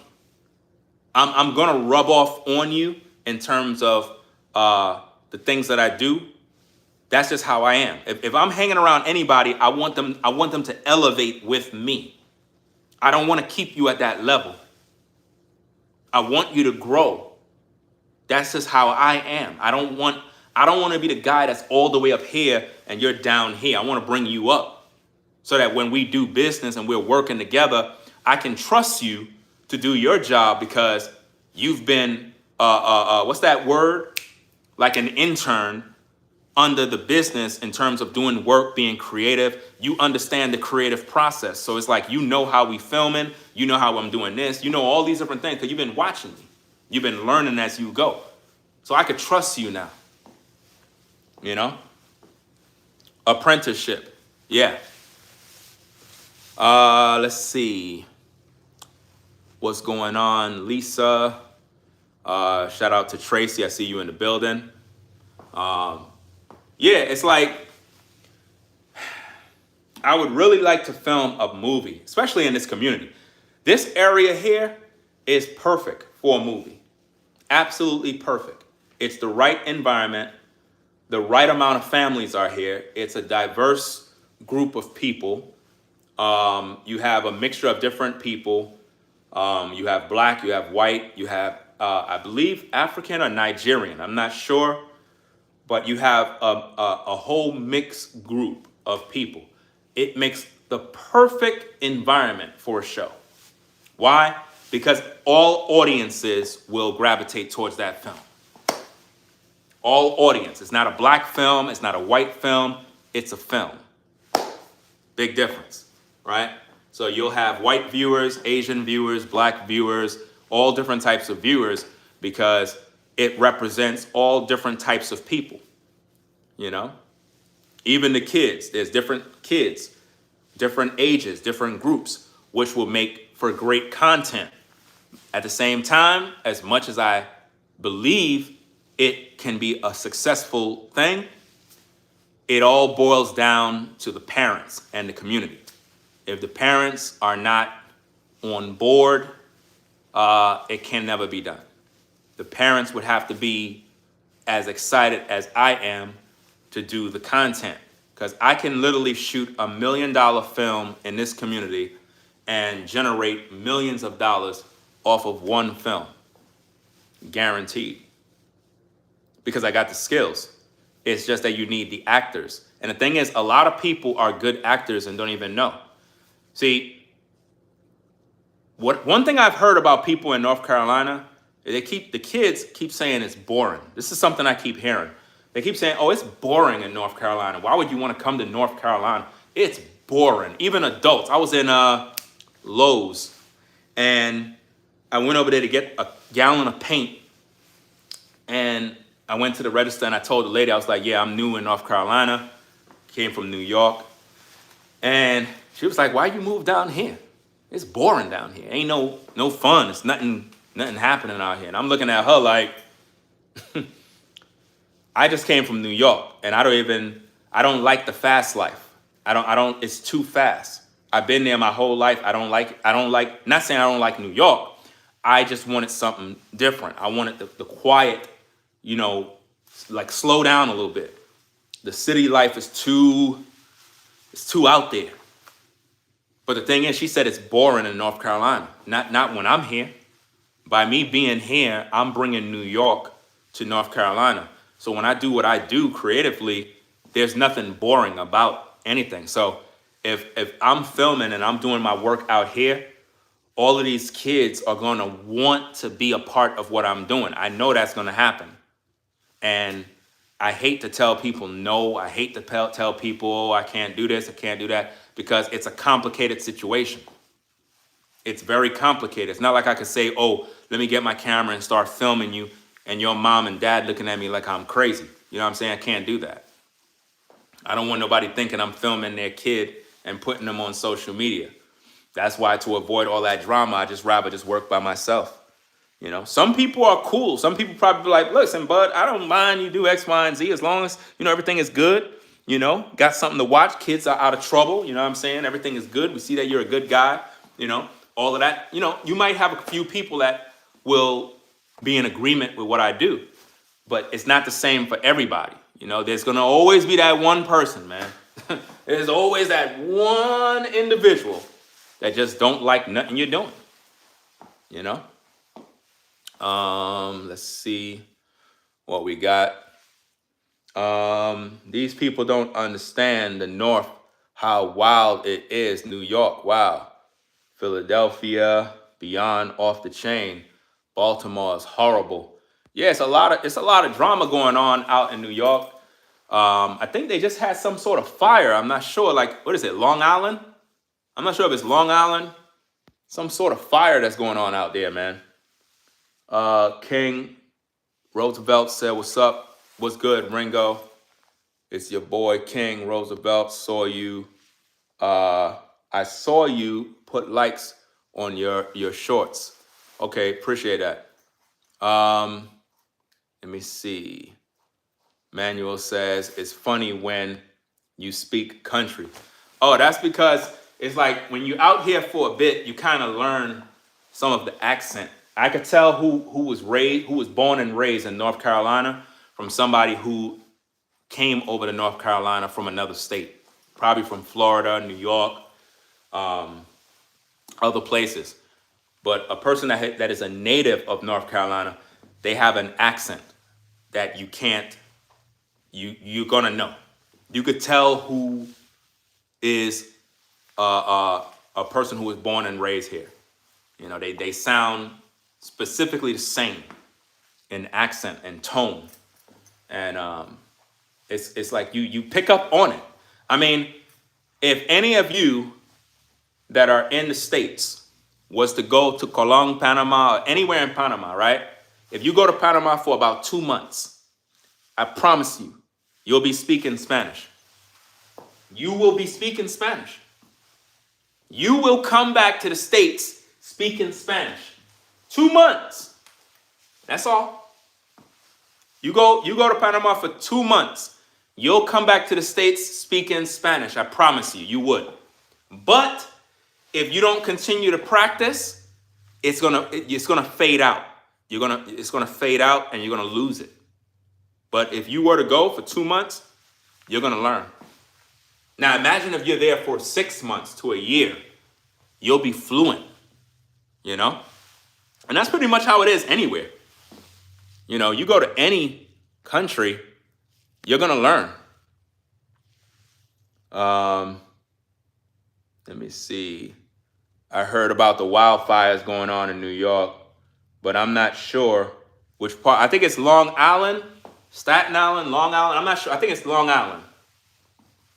I got some people that I know out there, and I don't know if they live near the area where the fires are going on. They even had some fires out in North Carolina out here. I forgot which area, but it's like, what I learned is that the people that are native in North Carolina, it's normal when they have these brush fires. It's not a thing of like, oh no, the fires. No, it's normal. Meaning, if you're a native here, you know about these things. Whereas somebody like me, I'm like, what the heck? I'm looking at the news. What the heck? They're saying fires all over the place. I don't know what's going on. But people that live here, they know about it. It's like it's normal to them. You know? So It's kind of, it's just like how if you live in an area that have a lot of not earthquakes, natural disasters, like certain parts of Florida where they have these hurricanes and stuff. People, I don't know why people choose to live in these environments, but those of you that are there, you are accustomed to it. So for you, it's normal. For me, if I go there and hear thunder, I'll jump. Whereas you won't jump. It's just like if you go to New York and you come from North Carolina and you come to New York, you'll see certain things that'll make you get nervous and scared. Whereas me, being that I'm originally from New York, I won't be bothered. Same thing. Right? South and North Carolina got fires going. I heard about it on the news. Yeah. That's what I was talking about the other day in my stream. That over there by, what's that? Over there by where UP Farms is over there. What is that beach? I forgot the damn beach name. It's between South Carolina and North Carolina. I've forgotten where the beach area is. Let me see. I'm trying to think of the name of it. What the heck is the name? Yeah, Myrtle Beach. Yeah, Myrtle Beach. It's around in that area. It's about 20 minutes from Myrtle Beach. The fires were going. So, yeah, I heard the fires were bad and they put like a state of emergency in South Carolina, North Carolina. And people were sending me a bunch of like messages about that mess. And it was getting me mad because it's almost like, why y'all sending me messages about fires, man? It's almost like when I see stuff like that, it's sort of like you're sending me fear. I'm not fearing those things, right? I'm not gonna fear. I know that I'm blessed, and being that I'm blessed, I know that the Most High is gonna not only protect me and my family, but He's also gonna protect everybody around here in this community. Me being in this community as a blessed man means everyone in this community is empowered to prosper. They don't know that. I know that because I'm blessed. You have to understand what I'm saying. When you're a blessed person, wherever you go, everything starts to prosper. Your neighbors start to make more money. They don't even know why.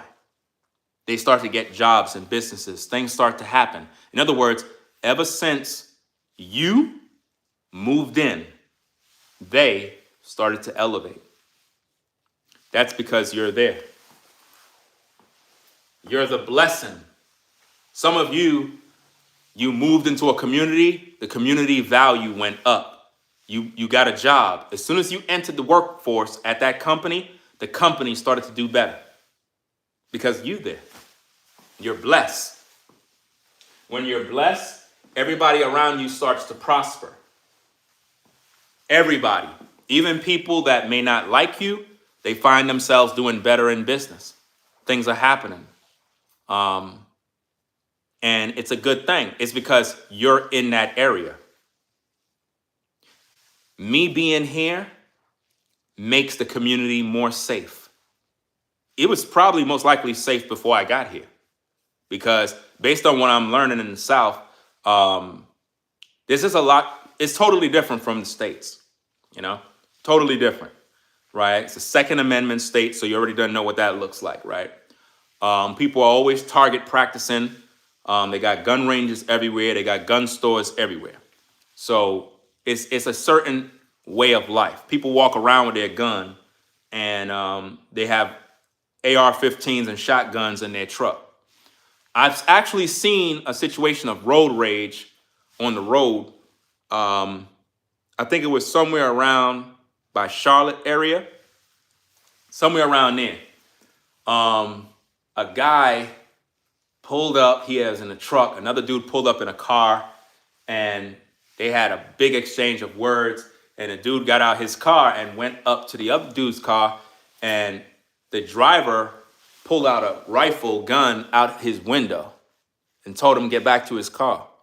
And his partner on the other side came out with a shotgun and was like, get in your vehicle. And the dude just walked back to his vehicle, got in, and drove off. And they just went out in their truck. And when I saw that, what it showed me is the dude that got out first, he was the one that was the aggressor. Now, if they wanted, they could have put him out. If they wanted to, right? They could have pulled that trigger. So they gave him a pass. Really, they didn't want to take him out. If they wanted to, they could have. Because he pulled that rifle, that AR, right out his damn window. I don't even know how the hell. He must have had it right there by the side. He just pulled that thing up, put it out the window like this. Right there in Charlotte. And the dude just got back in his car and drove off. So you got to be really careful with disrespect. See, if this was any other place, it'll be a different story. Now, if they wanted, they could have took him out, but they gave him mercy. In other words, don't ever do that again. You don't know who you're running up on. So I look at stuff like that, and it's what separates New York from other places. In New York, you can't do all of that stuff. You can't even be a man in New York, fam. You can't even protect your family in New York. Whereas in the South area, you could protect your family. In New York, you can't do that. I mean, you could technically own a gun, but there's a lot of red tape, a lot of things you got to go through. But in most cases, there are certain laws in New York, man. It's like you can't even defend yourself. You try to defend yourself, you go to jail for defending yourself now. That's stupid. But in the South, it's a whole different ball game. That's why I said in the South, you don't walk to nobody's property at nighttime. You don't do that, right? Oh, let me go to my neighbor's house and knock their door. Don't do that at night. Not at night, fam. What are you, dumb? You don't ever do that at night. At nighttime is the wrong time to do that. Any sort of business that you have to take care of, you do that in the day. You know, not at night. Because at night, when you knock somebody's door, the way it works is they normally come downstairs with their gun and they're going to investigate what's going on. And you don't want to make the wrong move because the last thing people want to see is a damn intruder by their door, right? So you gotta, this is why people knowing who's who in the community is very important. I think that is one of the reasons why community lifestyle is very important, because if you're familiar with who lives in the community, then you're more likely to not only feel more safe, but feel more comfortable because you know John, he lives in that house right there. William lives over there. Billy lives over there. Robert lives over there. Gary lives over there. And it's like you're familiar with who's who. And we know they're not going to come knock my door unless it's an emergency. You know, the only one that may knock your door is police, you know, if there's a situation. But even that, they're not going to just show up and knock your door, right? And another thing, like in North Carolina, right? Let's say you're driving and you have a property that is way down in the woods somewhere and you got to go through a trail and it's dark as hell. Do not go to that person's house. Don't go to that person's house knocking on no doors. Don't do it, man. Some people are stupid. Listen, if you lost, get your Google map on your phone and get your own directions. But don't put yourself in harm's way, because some people, not some people, everybody in the South is armed. Everybody. Everybody is armed. Not everybody, but for the most part, the majority of people are armed. And it's a good thing. It's a good thing. I think that that's what makes people respect one another, because it's like everybody is able to be a man or a woman in terms of protecting themselves, but you have to be a civilized human being. The last thing you want to do is be walking around with a gun trying to intimidate people. You don't want to do that, right? You want to be a citizen, a good civilized human being that if you bear arms, that's to protect your house and your family. That's it. It's not about trying to be a gangster. and all this other stuff. That's why when you go down to the gun store to get a firearm, to check your background, make sure you're good, make sure you're clean, make sure you're a resident, and you good to go. You're good. You're ready to rock. But now, if you got all this criminal past, all this mess, you ain't getting nothing. Let me see. You said I don't open door for police. I didn't call them. Yeah, if you didn't call them, then you don't have to. You could speak to them via Ring camera. Remember I told you about the situation where some police came and they knocked my door. Now, they didn't knock my door because I called them. I never called them. What happened was my second daughter, second to the, I'm done confused. I got 4 daughters, right? You got my elder, you got the other one, the third one, right? She stayed home on one particular day from school, and she had one of them phones that we have, and she pretty much was using the Wi-Fi in the house. I didn't know, and what she did was, I think the phone has it's a number on the phone, and she pressed the emergency number, which called the law. So when that happened, it was a little after 8. I got the video because I downloaded it from my Ring camera. I might show you one of these days. And 2 officers came and they parked right in front of the house. It was a black officer and a white officer. And they came on the lot. And I'm watching this through the Ring camera because I'm getting the notifications on my phone. I'm wondering who the hell called them to this house, right? So I was in the room relaxing, just chilling, and they rang the bell. So I'm looking at it through the Ring camera. I'm like, who the hell is this? So I go down and I spoke to them through the door. I didn't open the door. I kind of spoke to them through the door, and it was like, did you call the cops? I was like, no. So I thought somebody did a prank or did some stupid stuff. The law not just gonna come knock your door, especially in this community. Because there's officers that live here. I done lost count how many police officers live in this community. You know what I'm saying? You see the police vehicles parked outside their home. And so I'm trying to put 2 and 2 together. I'm like, who the hell called the police? So at this point, I'm getting frustrated talking through them through the door. So I open the door and I'm talking to them, and they there standing there, and I'm like this. I'm looking at that one, I'm looking at him, and they're like, yeah, you didn't call? I was like, nah, I didn't call. What's going on? It's like, because we got a call, and, we just kind of verifying. I was like, nobody called from over here. Must have the wrong place. So then they didn't wait there any longer. They just like, sorry for disturbing you. And they stayed there. They continue to stay there parked. And at this point, I'm getting upset because I'm like, I don't like the fact that they're there and it's in the community and they make it look like something's going on. You know what I mean? One of them type of situations. So I go upstairs and I'm asking my daughter, I'm like, did you use any phone? She's like, no.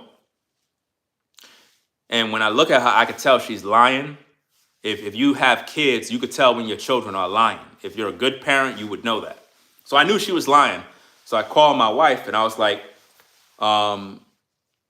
do so-and-so have a phone that you got in here? And she was like, yeah, there's a phone in here. So I look on the dresser, there's a phone. So I pick up the phone have battery power and everything. So I'm like, she probably called. So I asked my wife, I said, you on your way back? She was like, yeah, I'm on my way back. So the cops are still downstairs, and they were there for a minute. They were there for about a good 15 minutes. They didn't want to move. So what happened was, like when you dial on a number on a phone, they ping the phone and they could get your location. They got your location. So the phone is probably giving like a signal that there's something going on in the house. And the last thing I want them to think is that there's an emergency and I'm harboring some victim. You know what I mean? I didn't want that drama. It's a misunderstanding. So basically, when my wife pulled into the driveway, I pretty much went outside, had the phone in my hand, and I called the cop over. He was there talking to his partner, and they had the vehicle. You know, like how when cops are talking with each other and they go side by side, like one is going this way, the other one's coming that way, and they kind of park side by side and they talk into one another. So as they're talking, my wife pulled into the driveway, and I walked down, and she come out the car, and I walked over, and I told the white officer, I said for him to come forward, and he pretty much pulled and came over. And I was like, let me ask you a question. Call the number that you got, because I have a cell phone here, and I believe my youngest daughter was playing with this phone. He called the number, and the phone rang. Phone rang. And I said, it's my daughter, man. It's my daughter. That's the one that had the phone. Here's her phone right here. And then my wife explained that, yeah. So then the officer, he started laughing. And I was like, I knew you guys had the location ping from the phone. And I saw the phone on the desk. And then he's like, oh, that's all right. This stuff happened all the time. It's a lot of kids that be playing around with the phones. He's like, we just had to come out and, pretty much make sure that the situation is pretty much clear. So we'll pretty much clear this from the system. So that means if it wasn't cleared, it'll still be in the system that there's a possible emergency at that house that they need to investigate. So they pretty much cleared. Once he realized what it was, then they drove off and left. It was pretty much done. But that was a crazy, crazy morning, man, with that particular story, man, because I'm looking at these guys like, why y'all knocking this door? I'm quiet. I don't bother nobody. There's no need for you to be knocking this door, you know? And I don't like that kind of drama. But nonetheless, it is what it is, man. Things like that happen. That's what he told me. He was like, this happened many times where kids play with cell phones and a whole SWAT of cops come to the house, man, because they doing pranks and playing these little games, bro. Let me see. You said, okay, get to the story. You spent 15 minutes repeating yourself. Okay, let me get to the story. Hold on. Okay. All right. You're blocked. Now I'm going to get to the story. Okay? Did that help you? You're blocked now. Right? See, we've been on thus far 107 minutes, right? That's an hour and change, right? Literally coming on to almost 2 hours, right? So what does that mean? That means we already talked about the story already, right? We already talked about it. See, you're a dumbass. See, you're telling me to get to the story. We already did, dumbass. We've been here almost 2 hours. We're just chopping it up, having a good time, having a conversation. But you see how the devil just sent somebody else, gang? Do you see how the devil works? Here I am talking about different stories and scenarios. This troll comes in telling me to get to the story. No, you get off the platform and go find somebody else to troll. Come into the platform with your BS. It's too damn early for that nonsense, man. You know? I don't got time, man. Wait, I said too early? I'm bugging out. But anyway, it doesn't matter. Let me see. So we're going to pretty much wrap up the show, guys. I got to get me something to eat. Do what I need to do. I'm going to also react to these videos, too. I think that's pretty cool to react to these videos. So, yeah. I got to do some more work. I can't wait to do the show down here. It's going to be lit. It's going to be a lot of fun. You know what I mean? Let me see how this thing is with the light off. Okay, yeah, I'll keep it on. You know, it adds a little glare to the background. I don't even know why people come in here to be disrespectful. Imagine you going to somebody's platform telling them, okay, hurry up, get to the point. Like, who do you think you're talking to? Like, that's crazy. Like, you can't talk to people in a certain way and think it's going to be good. You know? What's going on, Jacob Jennings? What's going on? Yeah, so we're going to get up on out of here. I'm going to make a video later on. I'm going to talk about the situation with the G-Money, Lil Ronnie situation with the baby mama. I'm going to talk more about that situation. People getting mad at me because I'm exposing the truth. They mad because the video was lit. We had a lot of viewers this afternoon You know, we had a lot of live viewers, literally almost 3,000 live viewers. You know, that would have been an all new record. You know what I mean? I think I hit 3,000 before, but not like every time I go live. So a lot of people were here for the show, and we broke down the video. We shared a lot of information. Hopefully y'all understand. There was no female driver. That was one of the biggest lies that a lot of these content creators put out. You know, you said you sent some videos to your IG. Okay, I'm gonna check it out. I'm gonna check it out and see what's going on with that. A lot of people had sent me videos. One particular lady sent me the video I was looking for. So I'm gonna definitely review that. Shout out to her. She sent the video that I was looking for, the video that I really wanted. I downloaded the video, but I couldn't remember where I put it. It's on the hard drive somewhere because I download a ton of videos. You know what I mean? It is what it is. People keep talking about this female driver. My goodness, bro. My goodness. There was no female driver, man. There was no female driver, man. When you go back to the video we reviewed, there's no female driver in the car. Y'all getting information from somewhere else. Man, y'all gotta really watch these videos and, boy. This is crazy, man. Everybody keeps saying, yo, they got the female driver. Yo, they got her. They got the female driver. No, they don't. There's no female driver, man. Y'all been watching these fake videos on YouTube. I don't want to mention the YouTube channel because I'm not giving them no clout. But there's a video on a YouTube channel where you see somebody in a store and they're like, yeah, they got the person. Yeah. And you see some officers, you see what appears to be a woman. And they're like, they got her, arresting her, blah, blah, blah. Oh, they got her. Blah, blah, blah. No, that's a fake video. At least from my eyes, that's a fake video. You know why? The news media is not talking about it. You know? The news media is not talking about it. Now, if you got the news video, then we could talk about it. If the news media is saying it, then I stand corrected, you know? But the channel that is putting that lie out there, it's not news, it's fake. It's fake news. That channel is clickbaiting y'all to the max. They took an old clip from some other video and they're getting all these views and it's a joke, bruh. It's fake news. Stop watching those fake channels, y'all. I try to keep y'all on point.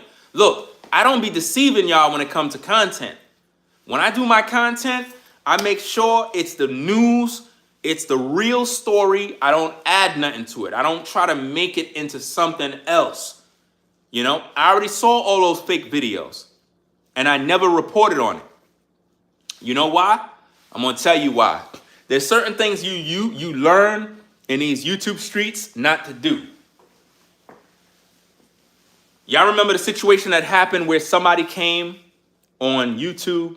Not YouTube. All right.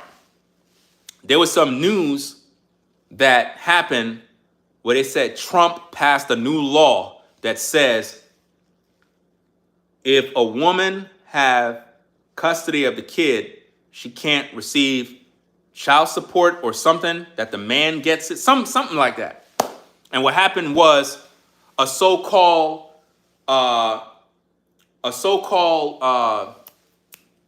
dude on TikTok, he pretty much put out that information and lied. You know what I'm saying?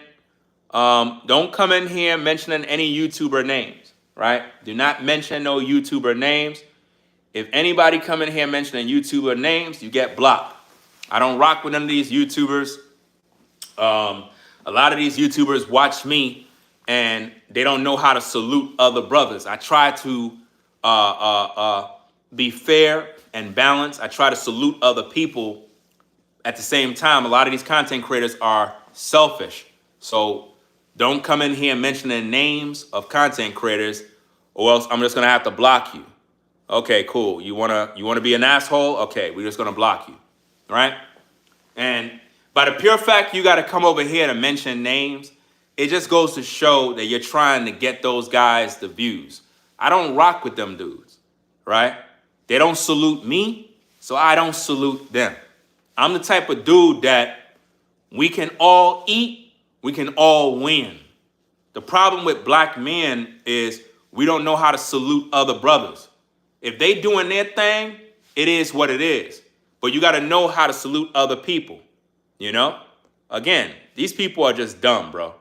They just keep coming in here getting blocked. Like, they coming in here mentioning people's names.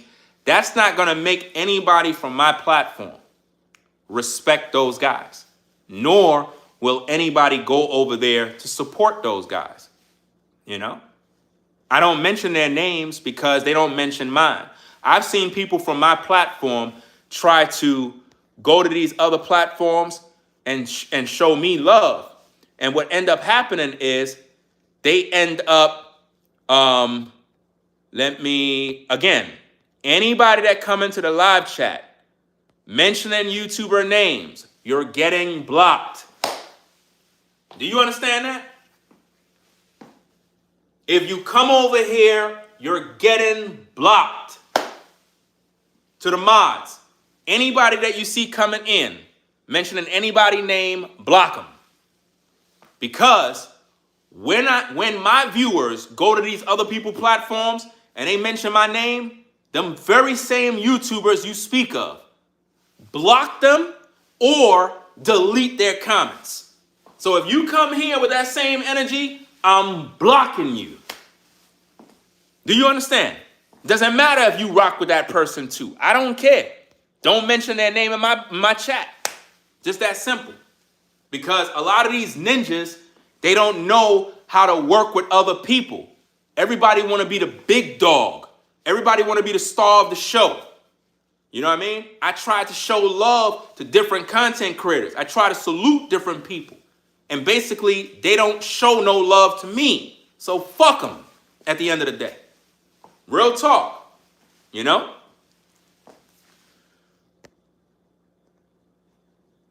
People still coming in with the damn names. Some of these people are stupid. It's like they just love being blocked. You're going to run out of damn accounts sooner or later.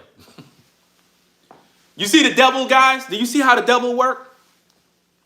Now, you would never see me on nobody's channel doing that type of buffoonery. You got to be a dumb person to be doing this. This is what I mean about haters. Now we're back to the original topic. Now we're back to the original topic, y'all. We back. Do you see how the devil comes? Here I am literally telling people, if you mention content creator names in my live chat, you get in block. So why they keep coming in here and mentioning names? Why they do that? Because they want clout. They want attention. So they keep coming in mentioning their names. They keep coming in here mentioning their names, getting blocked. They're not distracting me. They're just getting blocked. That's all I'm doing. I'm just cleaning up the shop, cleaning the house. So come on in, keep coming in, so I can keep on adding you to the block list. I'm having fun. Because what I'm trying to show the people is this is how the devil works. This is how the devil works. Because a lot of these content creators, when you try to show love, what they do is they crap on your name. And they salute themselves and act like you don't exist. And I don't appreciate that. You know what I mean? If you rock with the content that I do, then rock with the content. If I ask you not to mention nobody's names and you keep doing it, you're being disrespectful. And you're clout chasing. Because you would never see me on any of these dudes' platforms doing that type of buffoonery. I don't do that. I would be embarrassed if there are trolls going to other people's platforms, harassing them in the live chat, mentioning my name after being warned not to do that. I would feel stupid. I would feel stupid to know that my viewers are going to another person's platform, harassing them by going into their live chat and doing this nonsense over and over and over. For what? You're misrepresenting me. You know? I don't rock with none of these dudes. And this is why, as black men, We're unable to grow. We're unable to build. It's all because of jealousy, fam. And I'm the type of dude that always shout people out. I always do. Even if you get more views than me, I still shout you out. I don't got no problem. You know why? Because the viewer are the ones who make the channels, not us. It's the viewers. I just don't like when people being lied to. And a lot of these platforms have lied to you viewers by telling you that some woman got arrested. That's a lie. If that was the case, she would have been charged with murder. She would have been charged with this. They mad because I broke the story and did the video breakdown about the situation with the baby mama scamming people with the GoFundMe. I'm the one that reported that news first. But what happened is people in these streets, they'll see me do what I do and they won't acknowledge me. They'll just act like I never did it. And then when you go to their platforms, the audience will be like, yo, where's the video with the breakdown? And they'll be like, oh, no, don't share nothing, don't share nothing. Well, and if you're going to tell the people not to know who I am, if you're not going to try to make me get the views I'm supposed to get, then why would I acknowledge you? I'm not going to do that. I'm not going to support and help you to grow when you crapping on my work and my name. Come on now. Can't do that. Let me see what's going on. Let me see what's going on here. Ba-ba-da-ba. Let's see. What is all this mess about somebody saying about freedom of speech? Ain't no damn freedom of speech here. Mag Dog, whatever your name is, there's no freedom of speech here. The only freedom here is any freedom I give you. There's no freedom here. If the mod says no profanity and you put profanity in the chat, you're getting blocked. It's just that simple. You'll get that warning and that's it. If somebody in the comments let you know no profanity, it's because they understand the rules. It's just that simple, right? So there is no such thing as freedom of speech where you could just say what you want. Could I go to your house, fam, walk into your crib with your kids right there and just start cussing? No, I would have to have some respect for your house. I can't go into your house and just say what I want. I can't go in your house and say, you know what? I'm trying to smash your wife. You're going to look at me, be ready to fight. I cannot say freedom of speech. I'm disrespecting your home, right? Let me ask you a question. Could you go to your job and tell your supervisor, F you, I don't feel like working today? Freedom of speech? No, you're going to be fired. They may not have the power to fire you, but as the manager and supervisor, they're going to tell their superiors, their supervisors, what you've done, right? You created a hostile working environment. You became hostile towards the environment of the workers. You have third-party harassment. You're going to get a memo brought up on a general, and you're going to be fired. All because you think you got freedom of speech. Freedom of speech was never given to us so that we could just be outside being loose with our lips, saying whatever we want to say. That's not how it goes. Right? Everybody got to watch what they say. When I say no profanity in the chat, it's because YouTube have certain rules, and we're trying to keep everything clean. Have you ever had your comments removed from YouTube, by YouTube? There have been times when I've been streaming live. I'm streaming, right? I have moderators there. And I've seen people comments get removed, not from my moderators, from YouTube. You'll look at the comment and it'll say, comment removed by YouTube team. I'm like, oh snap, somebody done crossed the line. That's right. YouTube have moderators that watch live streams. And they will moderate when you get out of line. That's what I'm trying to avoid. I'm trying to make sure that I'm within the rules, within the guidelines, so that I'm not breaking no laws. Just like if I'm in a community, a HOA community, I try to follow the rules so I'm not breaking any laws. For example, If I'm doing some yard work, I know based on the state of North Carolina, there's a law that's in place that says when and when you need to shut down all your noise in terms of mowing the lawn, doing this, doing that at a certain time in which you got to shut it down. Anything outside of that time, you are violating that law, breaching all sorts of stuff, and causing a disturbance of peace with the community. And that could get you in trouble. So once I know the guidelines and the law, I try to stay within the parameters of that law. And I believe, based on what I know, in North Carolina, all your noise supposed to stop, I believe it's around 7 p.m., if I'm correct. I think it's around 7 p.m. So what I do is I stop somewhere around like 6:30 if I'm doing any sort of work. Right? I'll stop 30 minutes early so that I don't disturb any other neighbor, because again, they want their peace and quiet too. So I'm trying to respect that, because I sure enough wouldn't want to hear their noise after a certain time. I would want peace and quiet. Right? Now, if it's the weekend, maybe, even if it's the weekend, I'm still following the rules. But if it's coming on to a business day, a work week, I'm not going to be making noise, disturbing everybody, you know?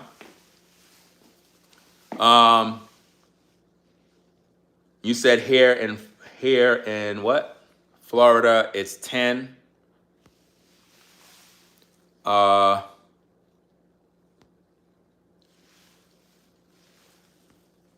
I look for stuff like that to understand what are the noise rules for noise. And it may be a little different. It all depends. It all depends. Like what time you do stuff. Like, you just have to use common sense, man. Use common sense. Use your discretion. Would you want to be hearing a bunch of banging and noise at a certain time? Of course not. So you have to be considerate of the people that live around you and shut down the noise at a certain time. You know, or go in your garage and make your noise. You know? Yeah, common courtesy. Just shut it down, wait for the next day, and make your noise early in the morning. Typically, you're supposed to do all the noise in the morning, but I'm busy throughout the day. So sometimes if I'm doing some yard work, I may end up doing it at the end of the day. I don't really want to do it at the end of the day. It's just that I don't got no time. So I try to do it as fast as I can before it gets dark. You know what I mean? So as long as the light is outside, I should be good to go. You know? But yeah, when it comes to these YouTube streets, we all want to be the man, right? We all want to be that guy that everybody watch. I get it. You know what I mean? Everybody want to have the popular channel, the lit chat, the lit this, everybody popping. I get it. At the same time, I think one of the biggest problems with YouTube is that a lot of content creators, they don't know how to respect other creators. We really don't, because we think that they're taking something off our plate, right? When really they're not. The only time that happens is when people steal your talking points or intellectual properties. For example, if I go live and I talk about the baby mama concerning the G Money Lil Ronnie situation, and I talk about how the baby mama is scamming the people on the GoFundMe, and I break it down in a thorough video, and I get 5,000 views. And then another content creator that he get more views than me when he go live, and he decides to speak on the same topic, and he used everything he saw from my video. He's basically stealing my material. And because he get more numbers and more views, right, he's going to end up doing way better in terms of video performance. All he had to do was say, hey, let me review the video from Ringo TV. That way, I'm able to eat, he's able to eat. We all win. You see how that go? But what they do is, they don't show you no love. They know you the one that broke it down. They could easily bring attention to your platform to help you to grow, but they don't do it because they want to grow. So what they do is they'll act like they're giving you the information first. And because their channel might be in the algorithm, they may have a certain type of audience, they'll get all the views and your video struggles. And then when people watch your videos, they'll say, yo, why you copying off so-and-so? Bro, check the timestamp and date. I been did this. You know? I been did this work. All I'm asking people to do is show respect, man. That's all I'm saying, fam. Show respect for the work that I do. That's all I ask people to do. Like I said, everybody that's in these YouTube streets, whether you agree with them or not, all I be asking people to do, man, is show love, man. Show love. Stop the hate. Stop the jealousy, man. There's too much to do. There's so much room to grow. Nobody's going to lose nothing because we have to always remember we share audiences as content creators. Like all those people that I block, they probably watch my platform. You know what I mean? They probably watch my platform and now they salty now because they got blocked. And it's not that I want to block them, it's that they violating the rules. If I say don't mention a content creator name, don't mention their name in my live chat. Why? Because you don't understand the politics of YouTube. A lot of these guys, they never salute me. They never acknowledge my name. Go to those platforms and mention my name in their live chat. See what happens. They'll delete your comment and they'll block you. You know why? Because a lot of those content creators don't want nobody to know that I exist. That's it. They don't want nobody to know I exist. Yeah, they're greedy. They don't want nobody else to shine. And it goes back to what I said about they hate you because you're blessed. They know that I'm good at what I do when it comes to investigative reporting, but they want to take everything for themselves. They want to eat everything for themselves. They want the audience. They want everything for themselves. Y'all saw the live that I did earlier?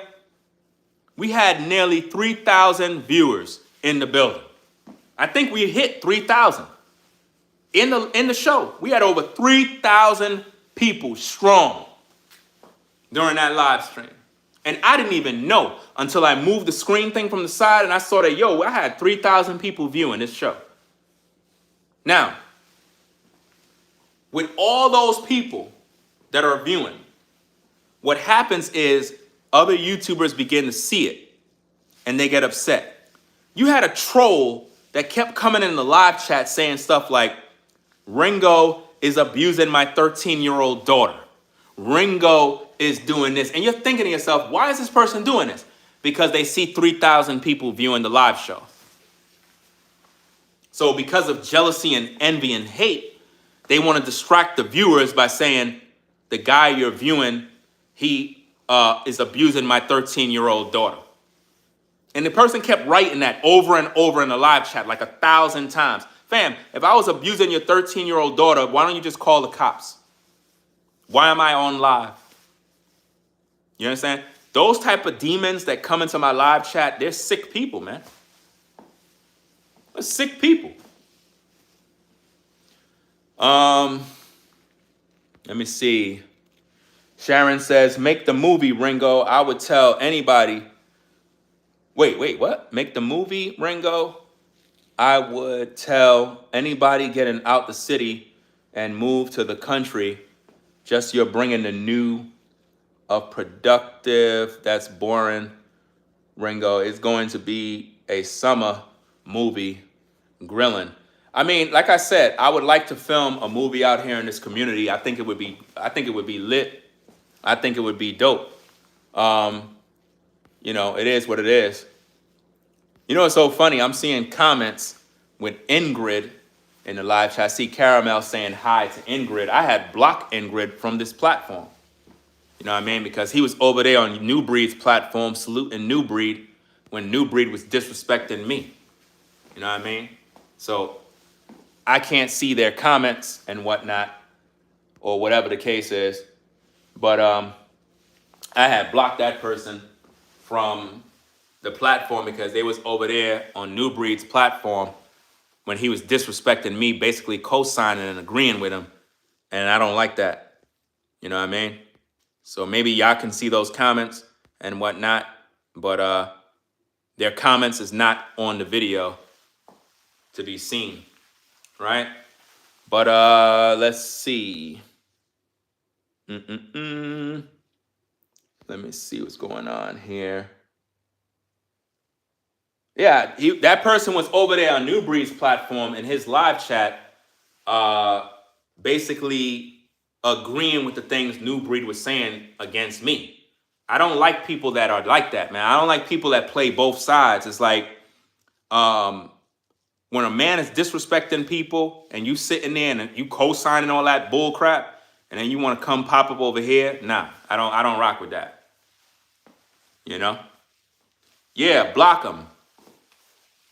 You know, block them. Get them up on out of here. Because I had blocked them. I had blocked them when I was on such and such. So I don't know if y'all can see them in the chat. You know what I mean? I pretty much blocked that person from the platform. You know, go over there by New Breed and stay over there and play that game. You ain't gonna play that game over here. Once you do that type of disrespect where you are co-signing this dude and you over here playing, nah, I can't do that, fam. Let me see. Okay. Bum. Yeah, because I had blocked them from over on New Breed's platform. I blocked them from over there. So maybe on this platform, I didn't block them. So as long as they're blocked now, that's good. Okay. Because they were over there on New Breed's platform agreeing with the disrespect. And I can't do that, man. You ain't going to be over there hiding in his chat. I'm literally watching, and I got the receipts too. I even got the receipts showing the proof of them co-signing and agreeing with this dude. And I'm like, bro, how you gonna be over there and this dude is disrespecting my family, disrespecting my mama, and you ain't telling that person about themselves? Nah, don't come over here. Stay over there. Stay over there and play those little hypocritical games. I don't like that nonsense. You know what I mean? If you're gonna rock with Ringo TV, rock with Ringo TV. Pick your side. All that nonsense about, oh, well, I like both channels. You could like both channels, but you're gonna have to stand up for the truth. And you're gonna have to correct people when they're in error. If you like the platforms, you're supposed to recognize when somebody is doing dirt. And you're supposed to call them out on it and say, bro, I like your channel, but you disrespecting this man's mama on her birthday? Bro, you wild. You bugging out. You bugging out. You know? You don't ever disrespect somebody's mama. You know? Let me see. Blah, blah, blah. Okay.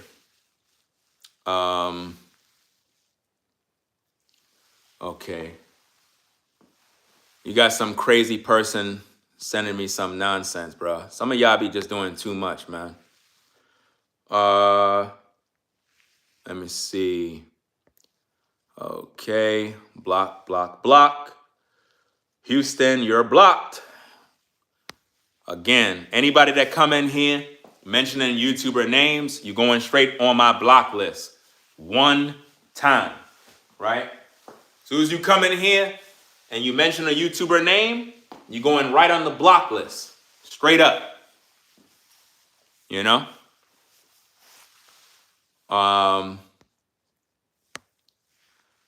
Yo, Ringo, there was a flying object flying behind you after you spoke about whatever.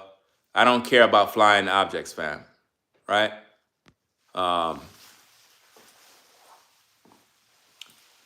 Okay. Let's see. What else the people saying? Dum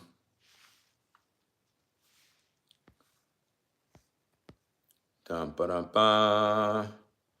Bum ba dum ba. If someone isn't for you, they are against you. Yeah. That's definitely true. I just don't like the hypocrisy, you know? I don't like the hypocrisy, man. I don't pay that person no mind. People crazy, man. People be literally, it's like they got mental problems, man. Like they just say things and they're just crazy. Some people are literally nuts, bro. Like seriously. talking about flying objects and stuff. People sick in the head, fam.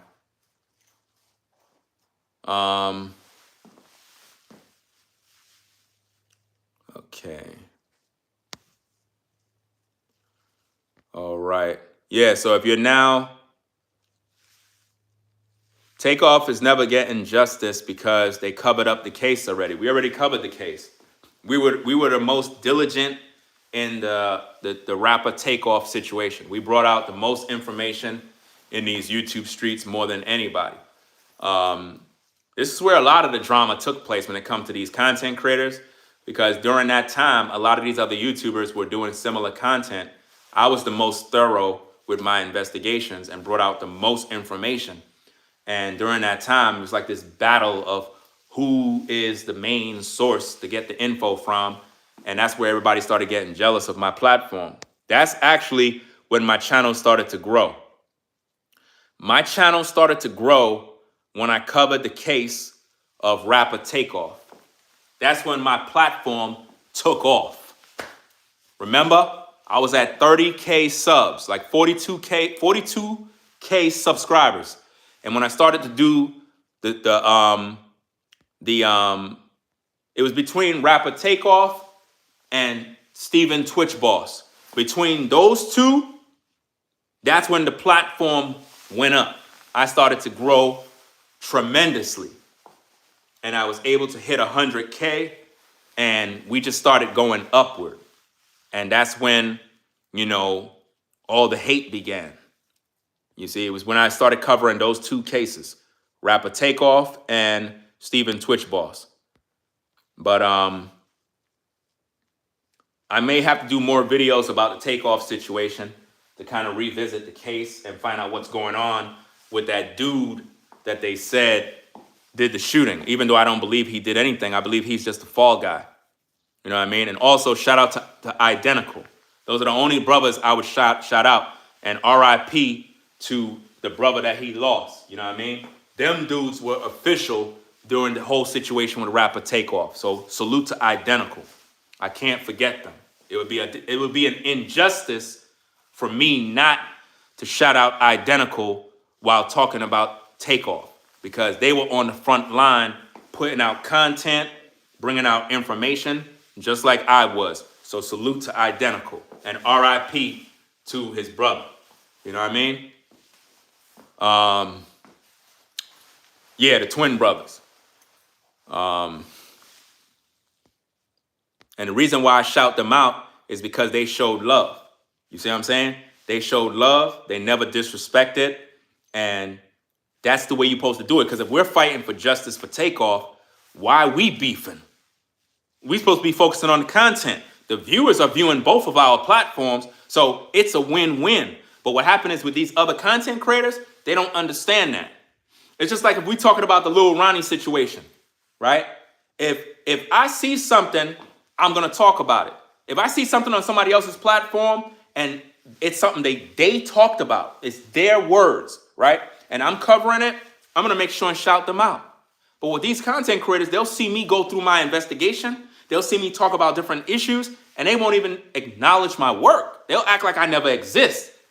And then they'll go to their platform, repeat everything I said, word for word, and their viewers will be like, yo, you doing it, bro.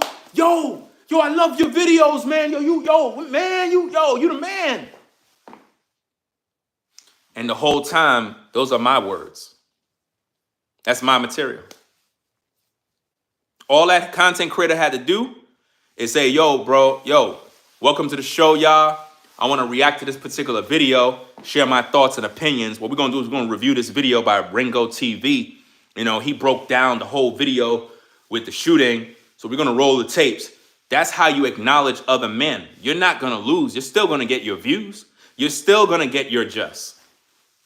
You're still going to get your numbers regardless. But you have to learn how to show love.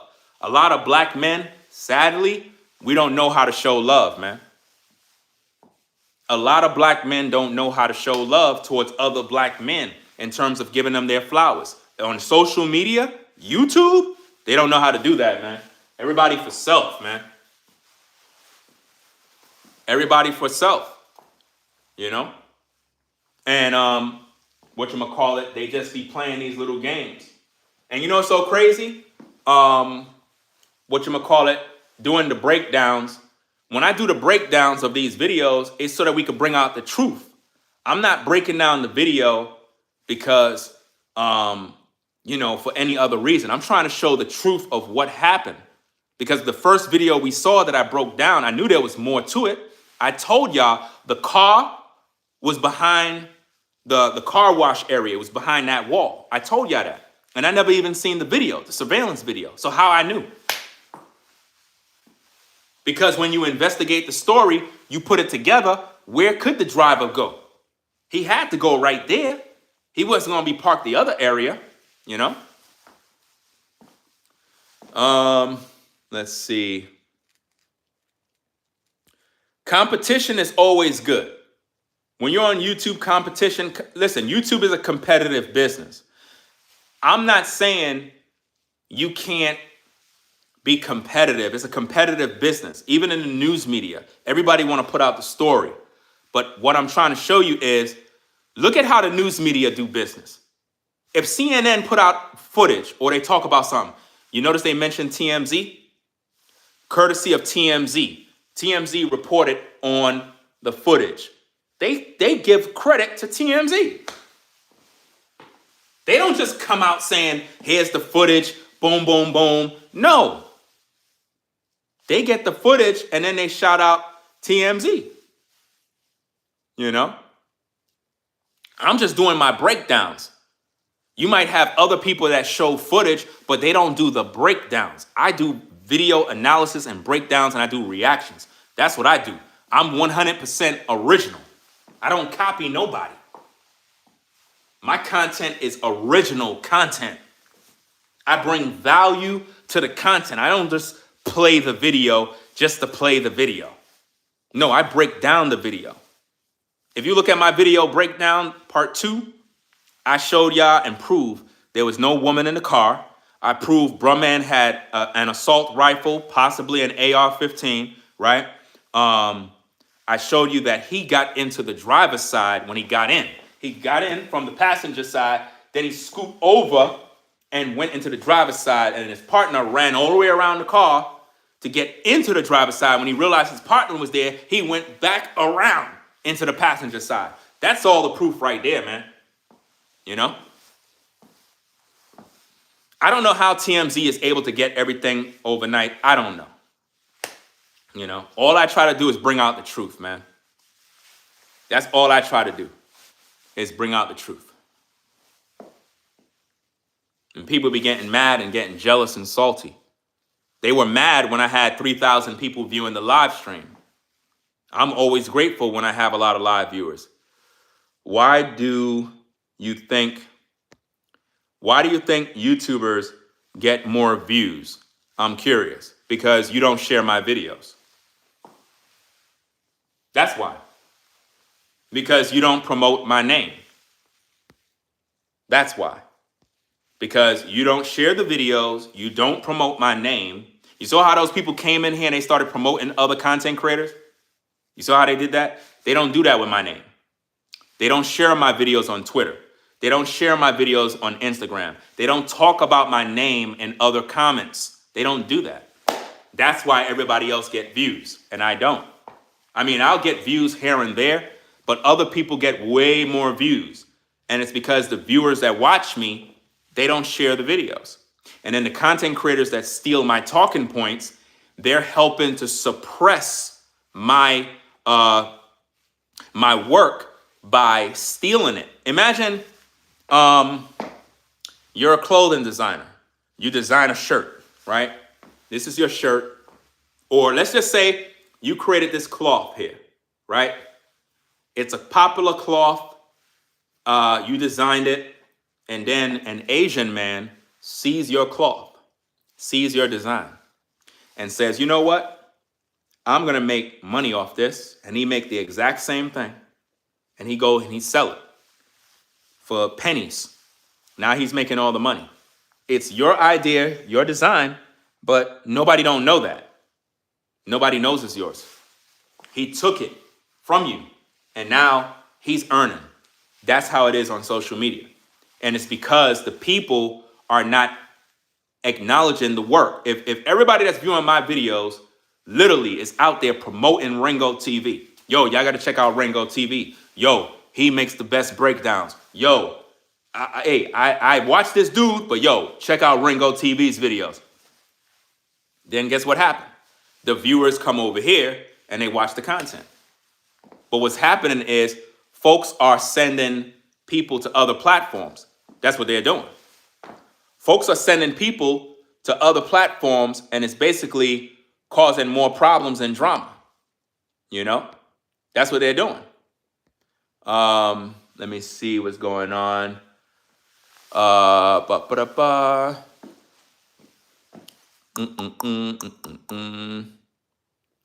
What happened with why was that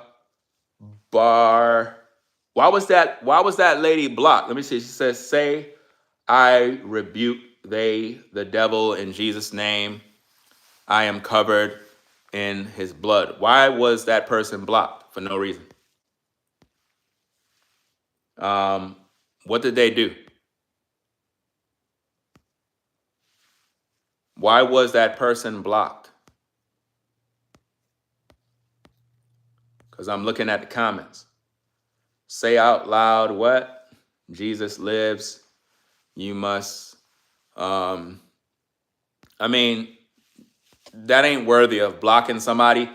Spamming the chat is when a person write the same comment and they flood the chat with the same comment over and over and over and over.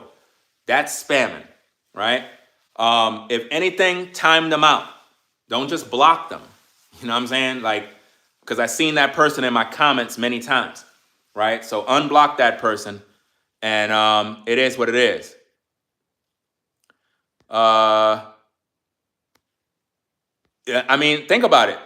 Think about what Well Off Media just said. It says, y'all block people for profanity, yet someone worshiping, y'all block people for profanity, yet someone worshiping Jesus. LOL. I got to give it up. I agree. But I didn't block that person. You know what I mean? I didn't block that person. So my apologies to the person that was blocked. Says, I didn't mean any harm. I know you didn't mean any harm. That's why I was fighting for your justice, right? Sometimes that happened. No issues with Tracy. It just, let them rock it out. Let them rock out. Spamming. Look, spamming is when they write the same comment and they flood my comments with that same comment all the way down. That's spamming, right? And to the people that post, if you write a comment, just write the comment once. Don't keep writing the same comment because it'll trigger an homage to look at it as if though you're spamming. Don't just block them for that. Time them out and give them a warning. Give them some grace so they could get it right. The trolls, those are the ones you block. The trolls. So I don't got no problem with Tracy. You know what I mean? She's doing her job to the best of her abilities. It is what it is. I'm just trying to clarify. If someone spams like that, just put them on timeout and then give a verbal warning in the chat. And it is what it is. If they do it again, then you block them. But if somebody's mentioning content creator names in my live chat, block them immediately. Just block them, right? And I'm going to have to make that announcement more so in my video, right? So at the end of the day, let the people rock out. Just the people who's disrespecting, you pack them up. I want everybody to be able to come to the comments and say what you have to say. You don't have to agree with me. You understand? If you have disagreements, post your disagreements, but just do so in a respectful manner. That's all. I'm not trying to have what do you call that? A whole group of people that agree with me. You could disagree with me. Just disagree respectfully. Be respectful. You know what I mean? That's cool. No problem. But if you're going to disrespect, insult, name call, I got to pack you up. I can't have that here. That's crazy. You know? And like I said, don't mention no content creator names. Yeah, an echo chamber. That's what I was looking for. An echo chamber. I don't want that. Because now it come in like everybody's afraid to speak their mind. You could speak your mind in disagreement against me. Just be respectful. That's all I ask for. You know? No profanity in the live chat. If I'm cussing, that's one thing. That's me. But if everybody's doing the same thing, it's not cool for business. I don't want YouTube to, be looking at my comments like, yo, they over there just flipping in the comments, wilding out, because it's sending off alarms to YouTube. So I'm trying to keep everything within guidelines. If I'm dropping an F-bomb here or saying a cuss here, I could do that. I'm the host of the show. And I understand how YouTube works. I know the guidelines. I know how to, be at the very edge of the tape of the guideline and be on the safe zone, But I want readers that's reading the chat to be able to read it without explicits everywhere, I wish YouTube had like an automatic filter that, and what's so crazy, they do, but it's not working because I have a filter that says if somebody says certain cuss words, it get blocked automatically. Not the person, but the comment. It won't go through. But for some reason, it's still going through, even with the filter on. Let me see. Yeah. So again, I'm gonna have to put like some rules in the community section. Number one, don't shout out no content creators name in my live chat, especially content creators that don't salute me. The only content creators that is allowed in my live chat or anywhere is people that I pretty much rock with or people that the subject is about. Like if the subject is me talking about New Breed, I don't mind you mentioning that name, even though I don't rock with that dude. But if the subject is about him, there's no problem. You're not going to get blocked for that. You know what I mean? It is what it is. I don't have a problem with anybody saying Rollo, Brainwaves, those guys. I rock with those guys. You know what I mean? If the subject is about somebody, then I don't have a problem with you mentioning their name. All those other guys that is talking about the story about Lil Ronnie, I don't rock with none of these dudes. So don't mention their names in my live chat. They don't support me. I'm not supporting them. And I'm the type of brother that love to support everybody. But if people are not going to show me no love, I'm not going to be a sucker and show you love from my platform. No, I'm not going to work like that. That's like if you support my business and you come to my store and you shop from my business and I know you got a store, I'll make sure to support your business. But if you disrespecting mine, I'm not supporting yours. It don't work like that, man. You got to know how to show love. That's how the economy is able to thrive. It's when everybody's showing love and support. Let me see. Am I going down to New York this summer? Most likely. Most likely. Not to stay out there, just to kind of visit and see what's going on. Yeah. See what's going on, shop, get some food, you know what I mean? Just see a couple of people, see what's going on and whatnot, yeah. Let me see what's going on. Caramel says she's leaving. What? Let me see. Oh, I guess that's some girl argument. Okay, let me leave y'all alone. Let y'all do what y'all gotta do. Let me stay out of the women arguments and focus on the content. Yeah. So it is what it is, man. That's how the devil works. The devil is going to always come to attack you when you're blessed, when you're on your way to your success, because he don't want to see you get there. I know there's a lot of people that don't want to see me successful at all. That's why I got to stay grinding. That's why I got to stay on point. That's why I got to be positive. That's why I got to keep thinking positive and staying on the grind, because I know that the enemy is wishing for my downfall. There's a lot of people that's hoping that I fall, and that's not going to happen. I got to keep my mind straight. That's why I got to thank the Most High every day. That's why I got to stay prayed up. That's why I got to have positive words. That's why I got to look in the mirror sometimes in the bathroom and tell myself that I'm good at what I do, that I'm going to make it, that I'm not a failure. You got to tell yourself this, because sometimes we become overwhelmed with life issues. We might get depressed.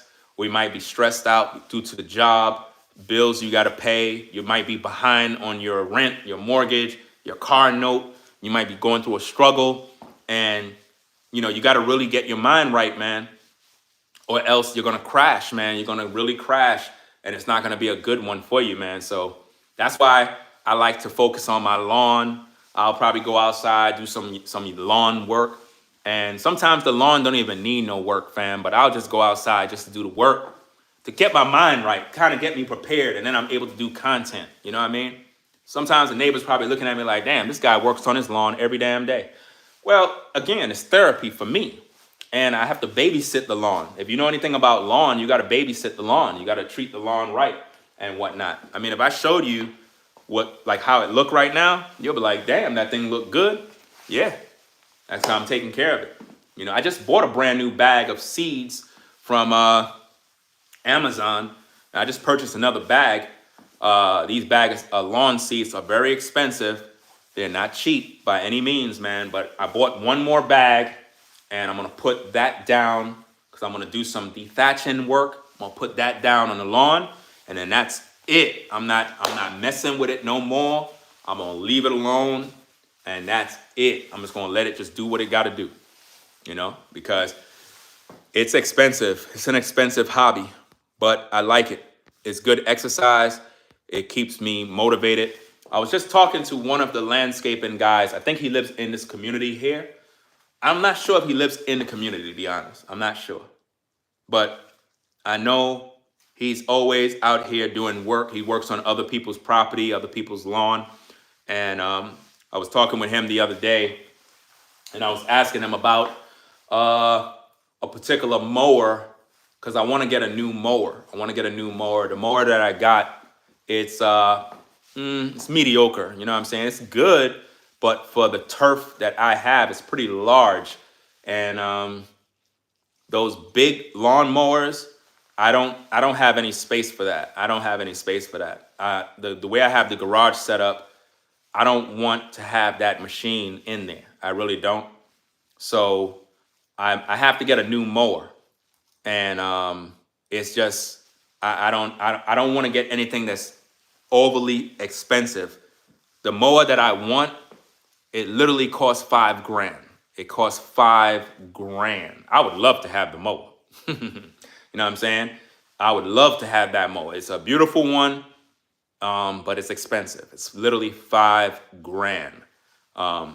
If I had that mower, I would be mowing these neighbors' lawn. I would make back that money if I had that mower, because it's a beauty. It drives like a car. It has all the advanced features, everything, and but it's $5,000. So I would have to get me a push mower, because the one that I got, it's not strong enough to do the job. And your mower can make or break your lawn. If the blades are not sharp and it's cutting the stems of the lawn in a harsh way, it can cause problems with your lawn. It could cause disease. It'll just mess up everything, man. And sometimes the lawn be wet still, and when you cut it, it'll clog up your lawnmower, and you got to scrape it out because it's get clogged up. It's just a lot of issues you'll end up going through. So for me, I really want to invest in a big boy lawnmower. You know what I'm saying? I really do.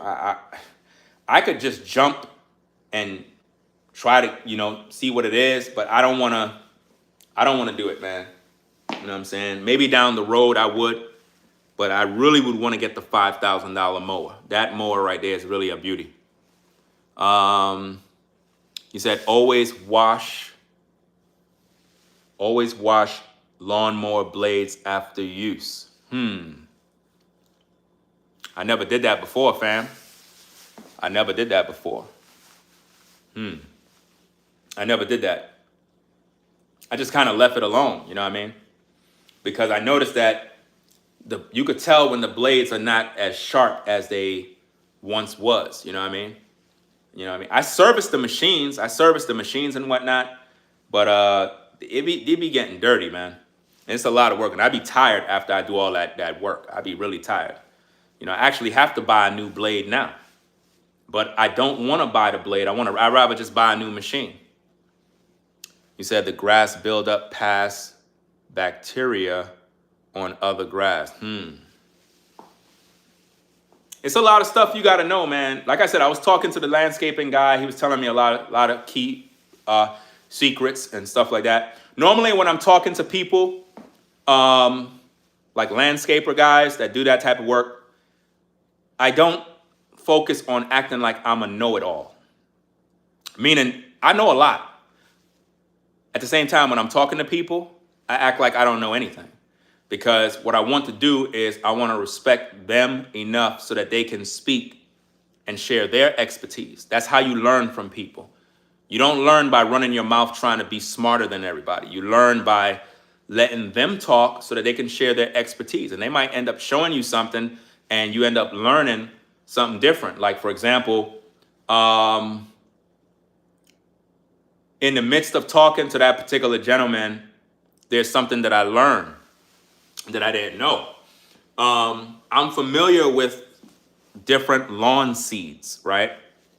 But while talking to him, I was able to learn a few more things. Now, he didn't explain it in detail, but at the same time, he gave me something to go research, right? So with the lawn that I have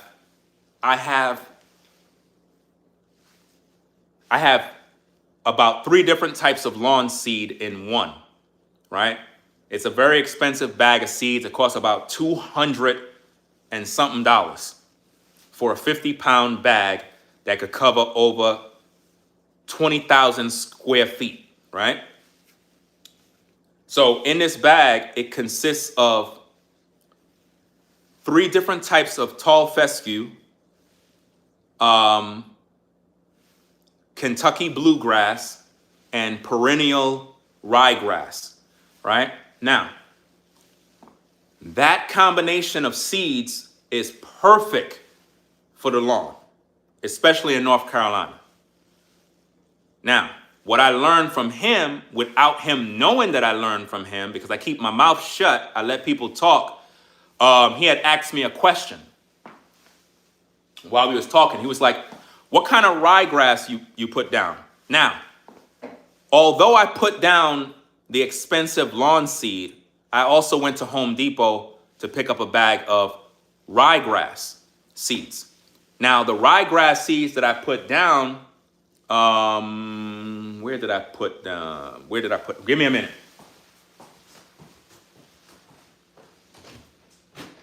Okay, right.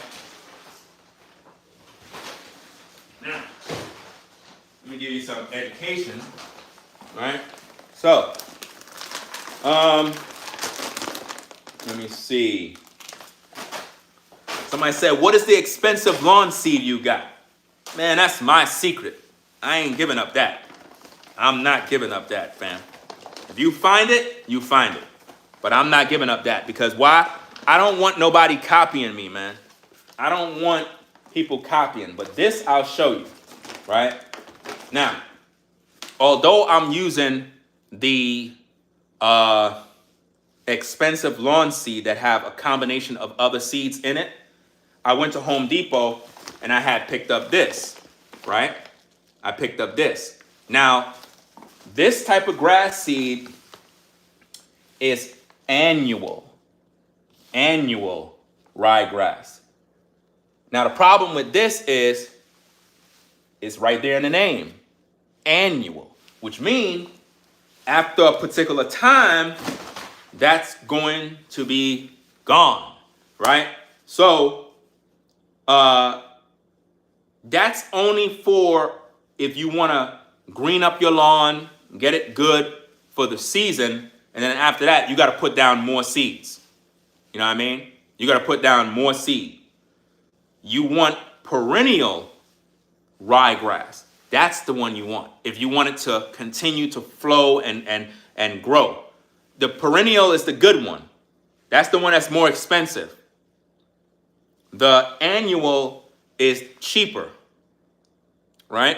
So the one that I got on the expensive seeds have perennial ryegrass. So what happened was when he had told me what he told me, I think I made a mistake and I told him I have perennial. But I was speaking of the expensive seeds that I bought. Because the expensive seeds that I got, it have a combination of perennial ryegrass, Kentucky bluegrass, and 3 different kinds of tall fescue.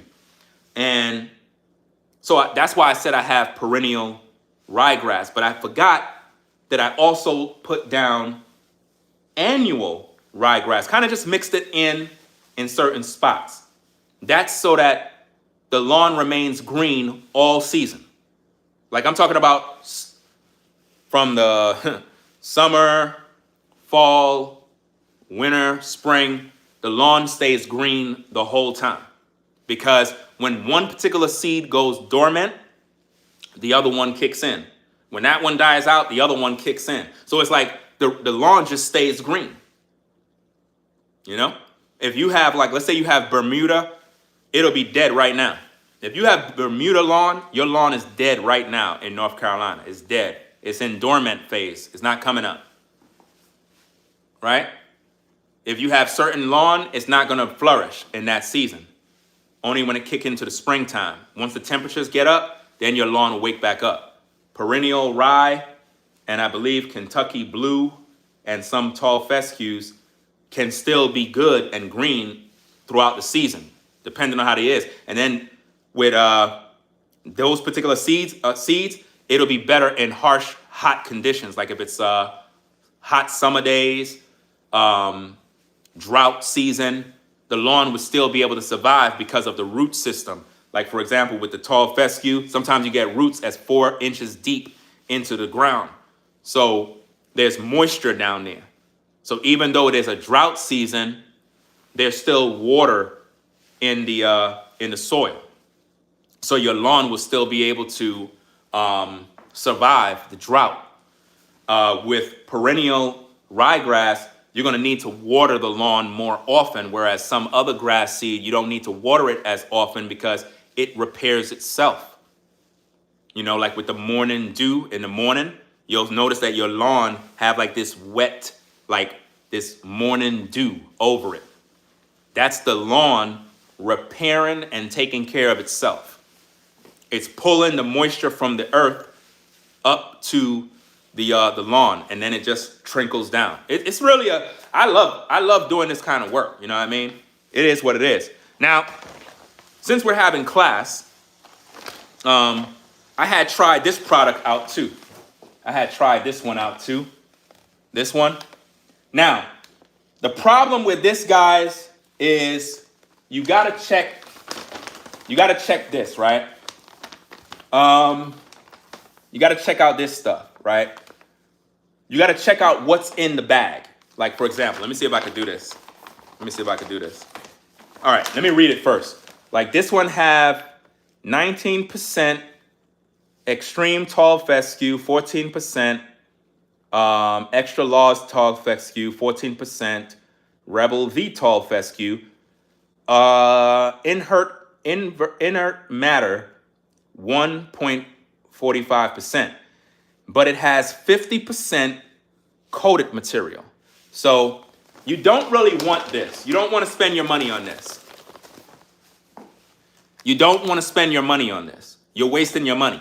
This bag alone costs $100 for this bag. You don't want to buy this. Don't buy this bag, right? This is not what you want. The reason why is because of this.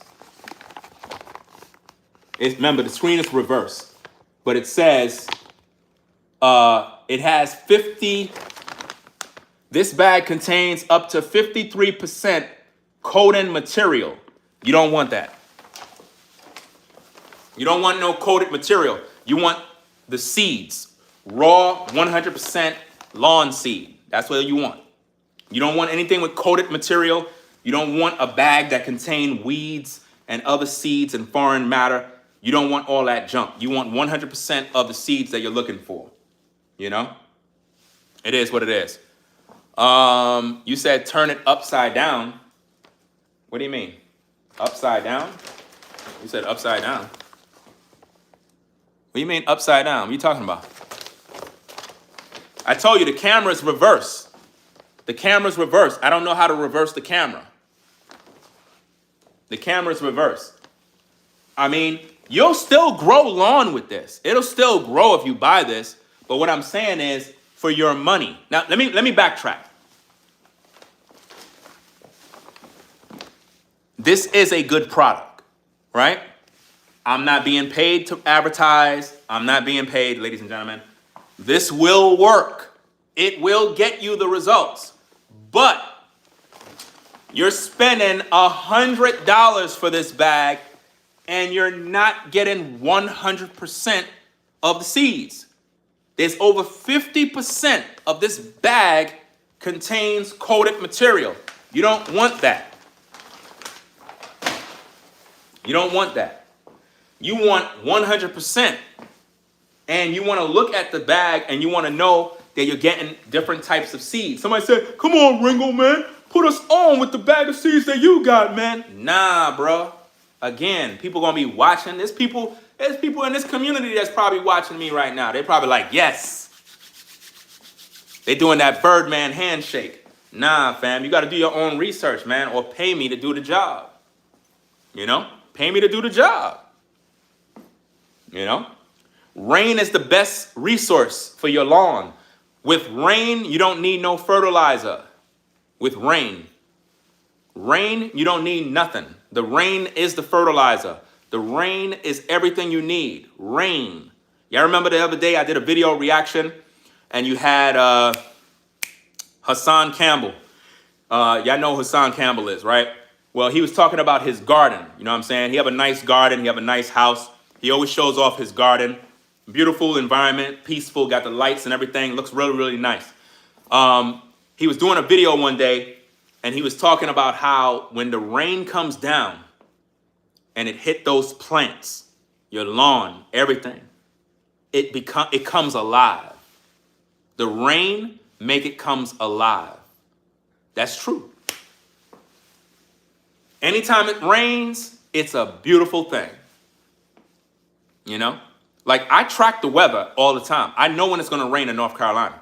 I know when it's going to rain. So if I was putting down fertilizer, if I was putting down anything, I know to do it before the rain come down. You don't want to put down grass seed when it rains because it'll wash your seeds away. Now, there's a way you can put it down and the rain won't wash it away. There's a technique, but you got to pay me for that. You got to pay me for that one, man. You got to pay me for that, fam. Sorry. You know? Come on, Ringo, man. Tell me the seeds that you bought, man, that cost so much money. Nah. I'm not telling nobody, man. I don't want nobody out here trying to buy the same thing. And, you know, if they pay me to do the job, I would get those particular seeds and hook up their yard. I would do that. But I'm not putting that over the air. You got to figure that out on your own, man. Come on now. Do your research.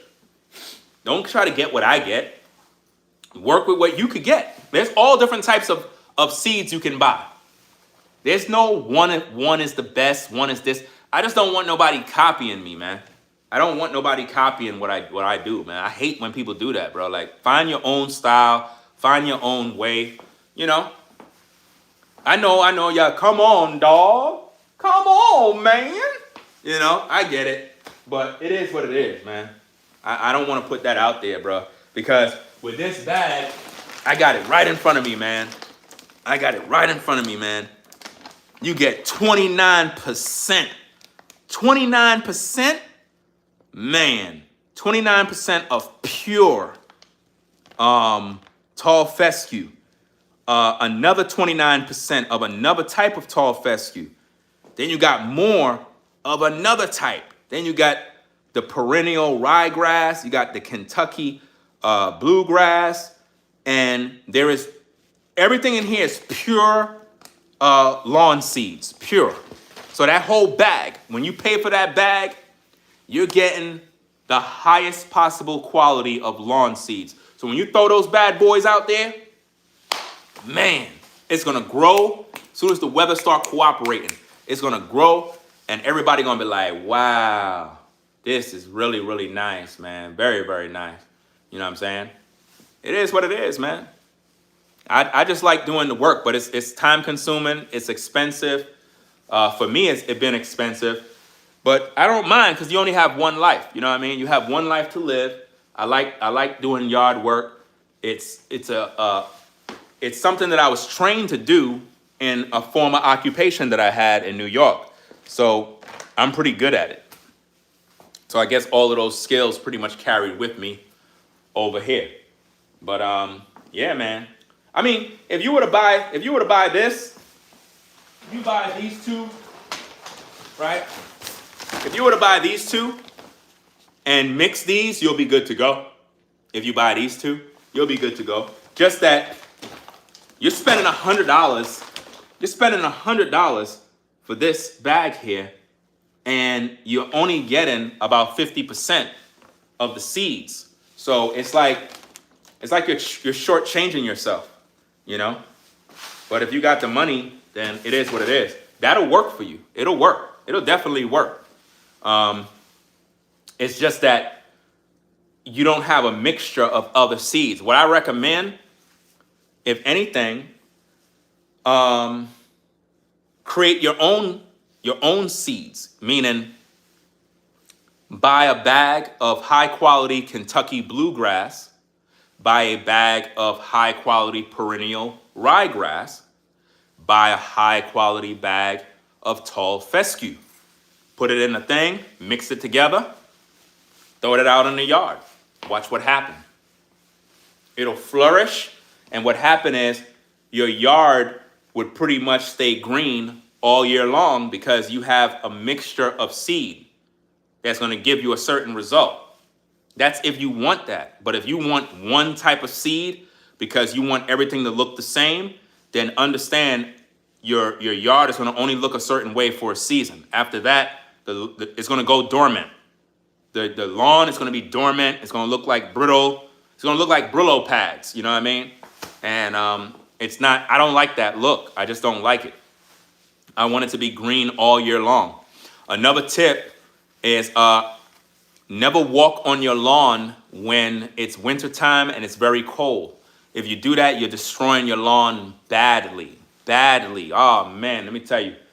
It's the worst thing you can do. A cold day and it's ice cold and the lawn is frozen and you go out there and you step on it, you'll literally hear it break. So if you walk, those footsteps are going to remain on your lawn. Once it thaw out and the weather get warm, you're going to notice it looked like somebody walked on your lawn, but it's not that they walked. The lawn is broken. You've destroyed your lawn. This is why you don't want people walking on your lawn during the wintertime. It's very, very bad. You know, very, very bad. So, come on, Ringo, man. Tell us the bag that you use, bro. Come on, man. Come on, dog. Come on, man.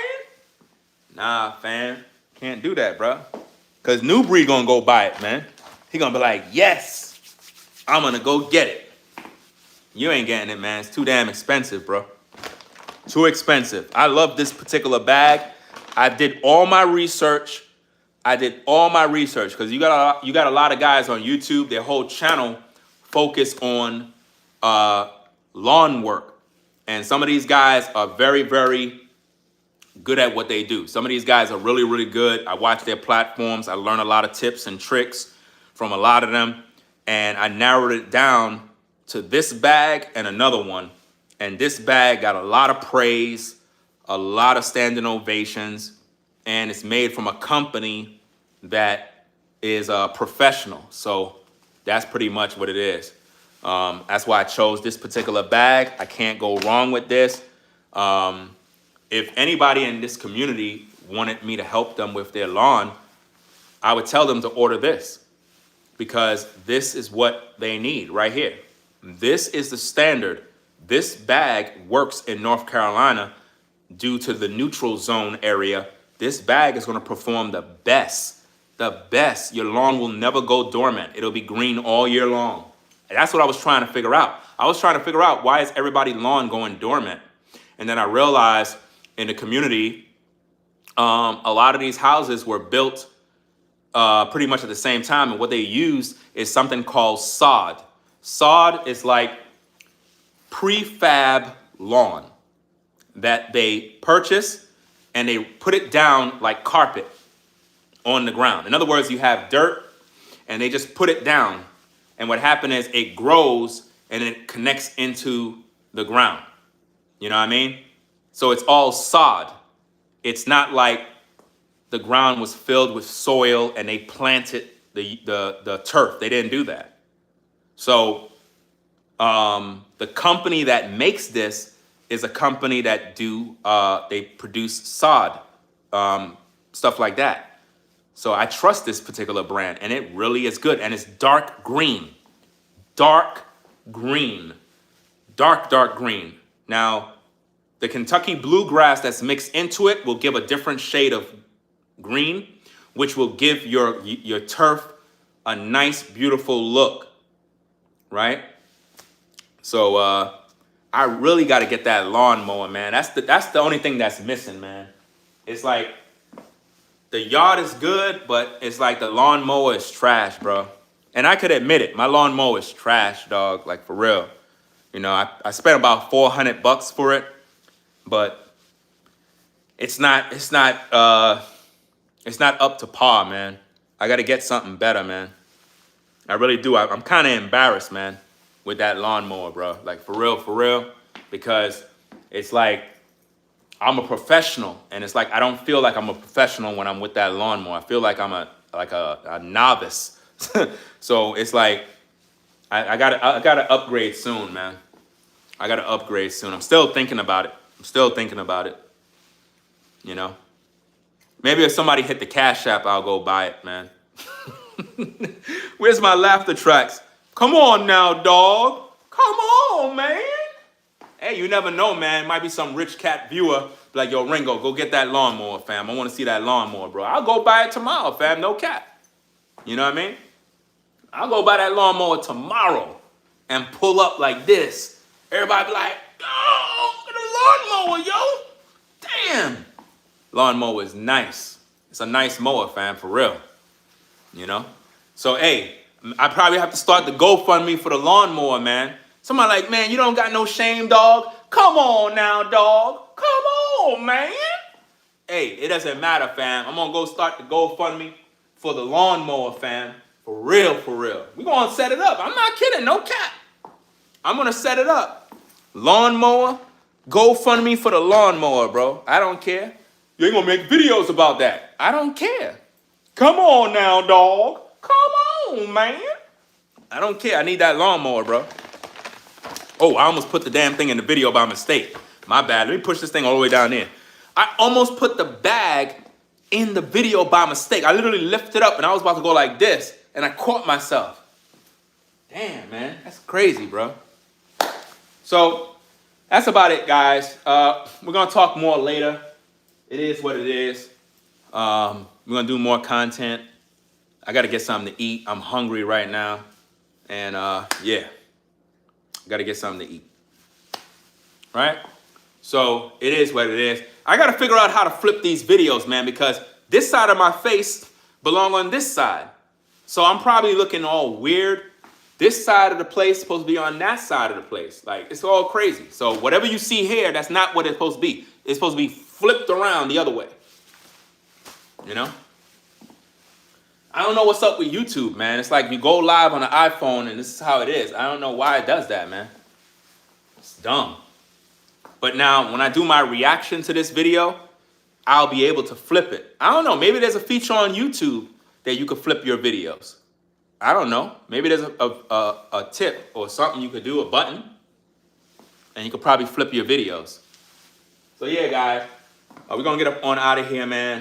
I'm going to have to see about that lawnmower for real. Like, I'm dead ass serious. I'm really serious about that lawnmower, man. That right there would be definitely useful because this area is very large. It's a lot to cut, and with that lawnmower, it's too damn small, man. It looks kind of weird cutting your lawn with that mower. Some of the other guys, they got the big boy lawnmowers. They be doing their thing. And here I am with this little one.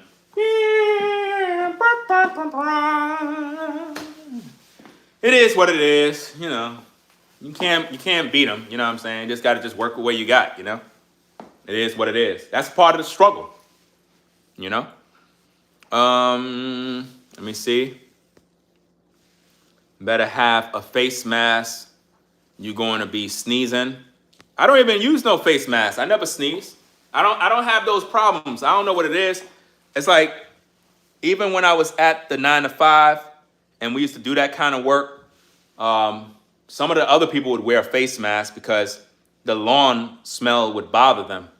But I never had those issues. The only thing I use is my safety gear for when I'm weed whacking and stuff like that.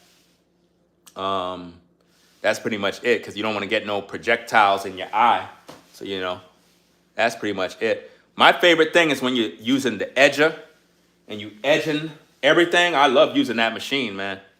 That machine, it makes it sharp. It's just perfect. And it just creates this nice look. I love the way that look, man.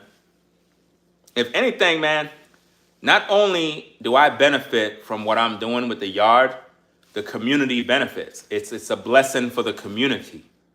It's a blessing for the community. Let's say, for example, a neighbor is bringing guests over. When they bring guests over and they come to their house, their guest is going to say, wow, that's pretty nice over there. Wow, that's pretty nice. What about yours? They'll giggle on them about theirs, but at least it'll impress their guests. Their guests will like it and be like, wow, my family member live in a nice area. It's pretty nice, you know what I'm saying? Stuff like that. So it's a blessing for everybody. That's how I see it. You know, it's a blessing for everybody. I wish everybody was clean and decent like that. That makes sure that everything was right, you know, because it helps the environment. Some people don't ever mow their lawn. They don't ever do any work. Place be looking crazy. You be like, damn, dog, come on, man, you know. So we're gonna get out of here, man. I gotta get something to eat. I'm hungry, man. Get something to eat, watch a show, and it is what it is, man. Let me see. Could you see the background? You can see the background a little bit. Let me see. Let me see if I can do this real quick. Let me see. Hold on. Hold on a second. Let me see. Where's that switch at? You see that? Let me see.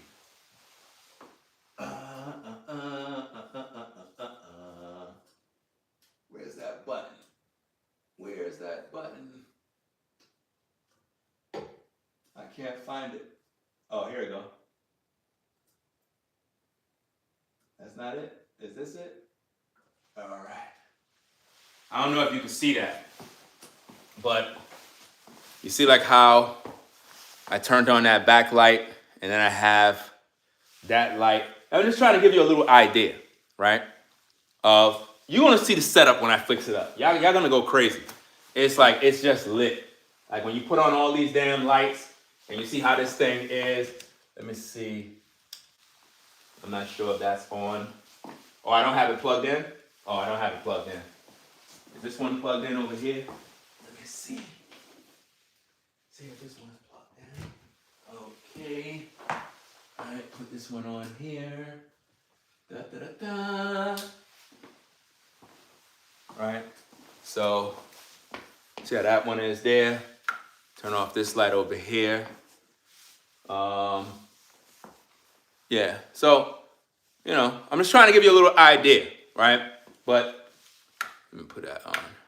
Let me turn all of this off. You can't really see what I'm trying to show you, but it's I'm trying to give you an idea of what's going on with this setup here. If there's a way I could damn near turn this thing off, man, where's the switch? Oh, here we go. All right. Okay. All right. Like when I do the promo video, you'll see exactly what everything is. When all those lights are on, it is lit. It has like this mood that look like a TV show. It looked really, really good. You're going to see, man. You're going to see. Let's give it time. I just wanted to click that so you can see that real fast. So y'all take care. We're going to get up on out of here. Hope you enjoyed the video. We'll be back later on. Possibly I might go live again and put some more content out there. But yeah. I got to get something to eat now. And I got to check email and watch a movie. I need to watch a movie now. I recommend everybody make sure that you have movie night where you watch a movie. You need to. You need to get away. Watch a movie. Find something to watch so you could get out of the world and, do something. I feel like watching a Western right now. I don't know.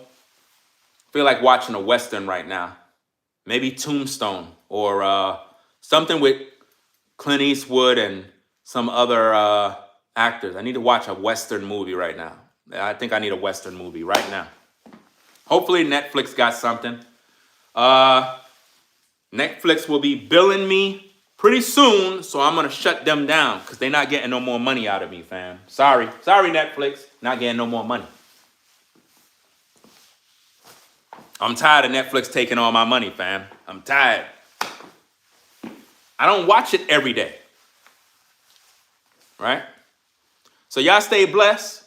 Remember, you're blessed to be a blessing. Evildoers may want you to fall, but you're not going to fall. All you folks that watch the platform and support the platform, you're all blessed. You're all blessed. That's right. They can't stop you. You're going to continue to go up. No matter what you're dealing with, you're still going up. And all your enemies are going to weep. Why? Because they're jealous. You can't prosper if you're jealous. You'll never be able to succeed at anything if you have an evil heart towards a brother or sister. It's just never going to work. So y'all take care. Thanks for stopping by. If you support it via the Cash App, I'll shout you out when I'm on the other studio setup. I'll shout you out. It is what it is. We're all on our way, people. We're on our way. You have to be excited about that. You're on your way to your success. It's your time. Get excited about it. Other people are never going to be excited for you. You got to be excited for you. Be happy about your day. Always give thanks for the Most High. Always be thankful. He'll put people in your path. You never know who the Most High will put in your path. He'll put people in your path you don't even know. Sometimes people you think that don't like you, he'll put them in your path. He might put somebody in this community in my path, and they might end up being a blessing to me as I'm a blessing to them. You never know how the Most High work, man. Most High is great. He knows how to do things at the right time. At the right time, he do the right thing, and everything worked, man. And you be like, damn, Most High is something else, man. It's crazy. Let's see. So y'all take care. Peace and blessings to the mods in the chat. Y'all have a blessed day. Shout out to all the moderators. V-Dub Man, Sean the Navigator, Show Shao, Tracy, Rebel for Almighty, and Sherelle. Salute to all of y'all for always holding down the platform, doing what y'all need to do. Shout out to all the channel members that keep the lights on, that support the shows, and everybody that support via the Cash App, Super Chat. All of those that supported the GoFundMe. Remember, it's you folks that rock with the platform that enable me to do what I do. If you're not doing what you're doing, there is no Ringo TV. So I'm very much appreciated and humble at the fact that you even choose to watch the platform. I know I'm very bold and harsh when I speak, but I'm just trying to provide quality content. Some entertainment, some good education, good breakdowns, keep you tuned in, give you something to watch, something you can learn from. And it is what it is, man. But when we start that reality show, it's going to be lit. I don't know where it's going to go, but I know it's going to be something dope. And I can't wait to start, especially with this show that's going to be down here. It's going to be something else, man. I'm really excited about that. So y'all take care. Peace and blessings to everybody. Y'all have a good night. And drive safe if you on the road, right? I'm out of here. Peace.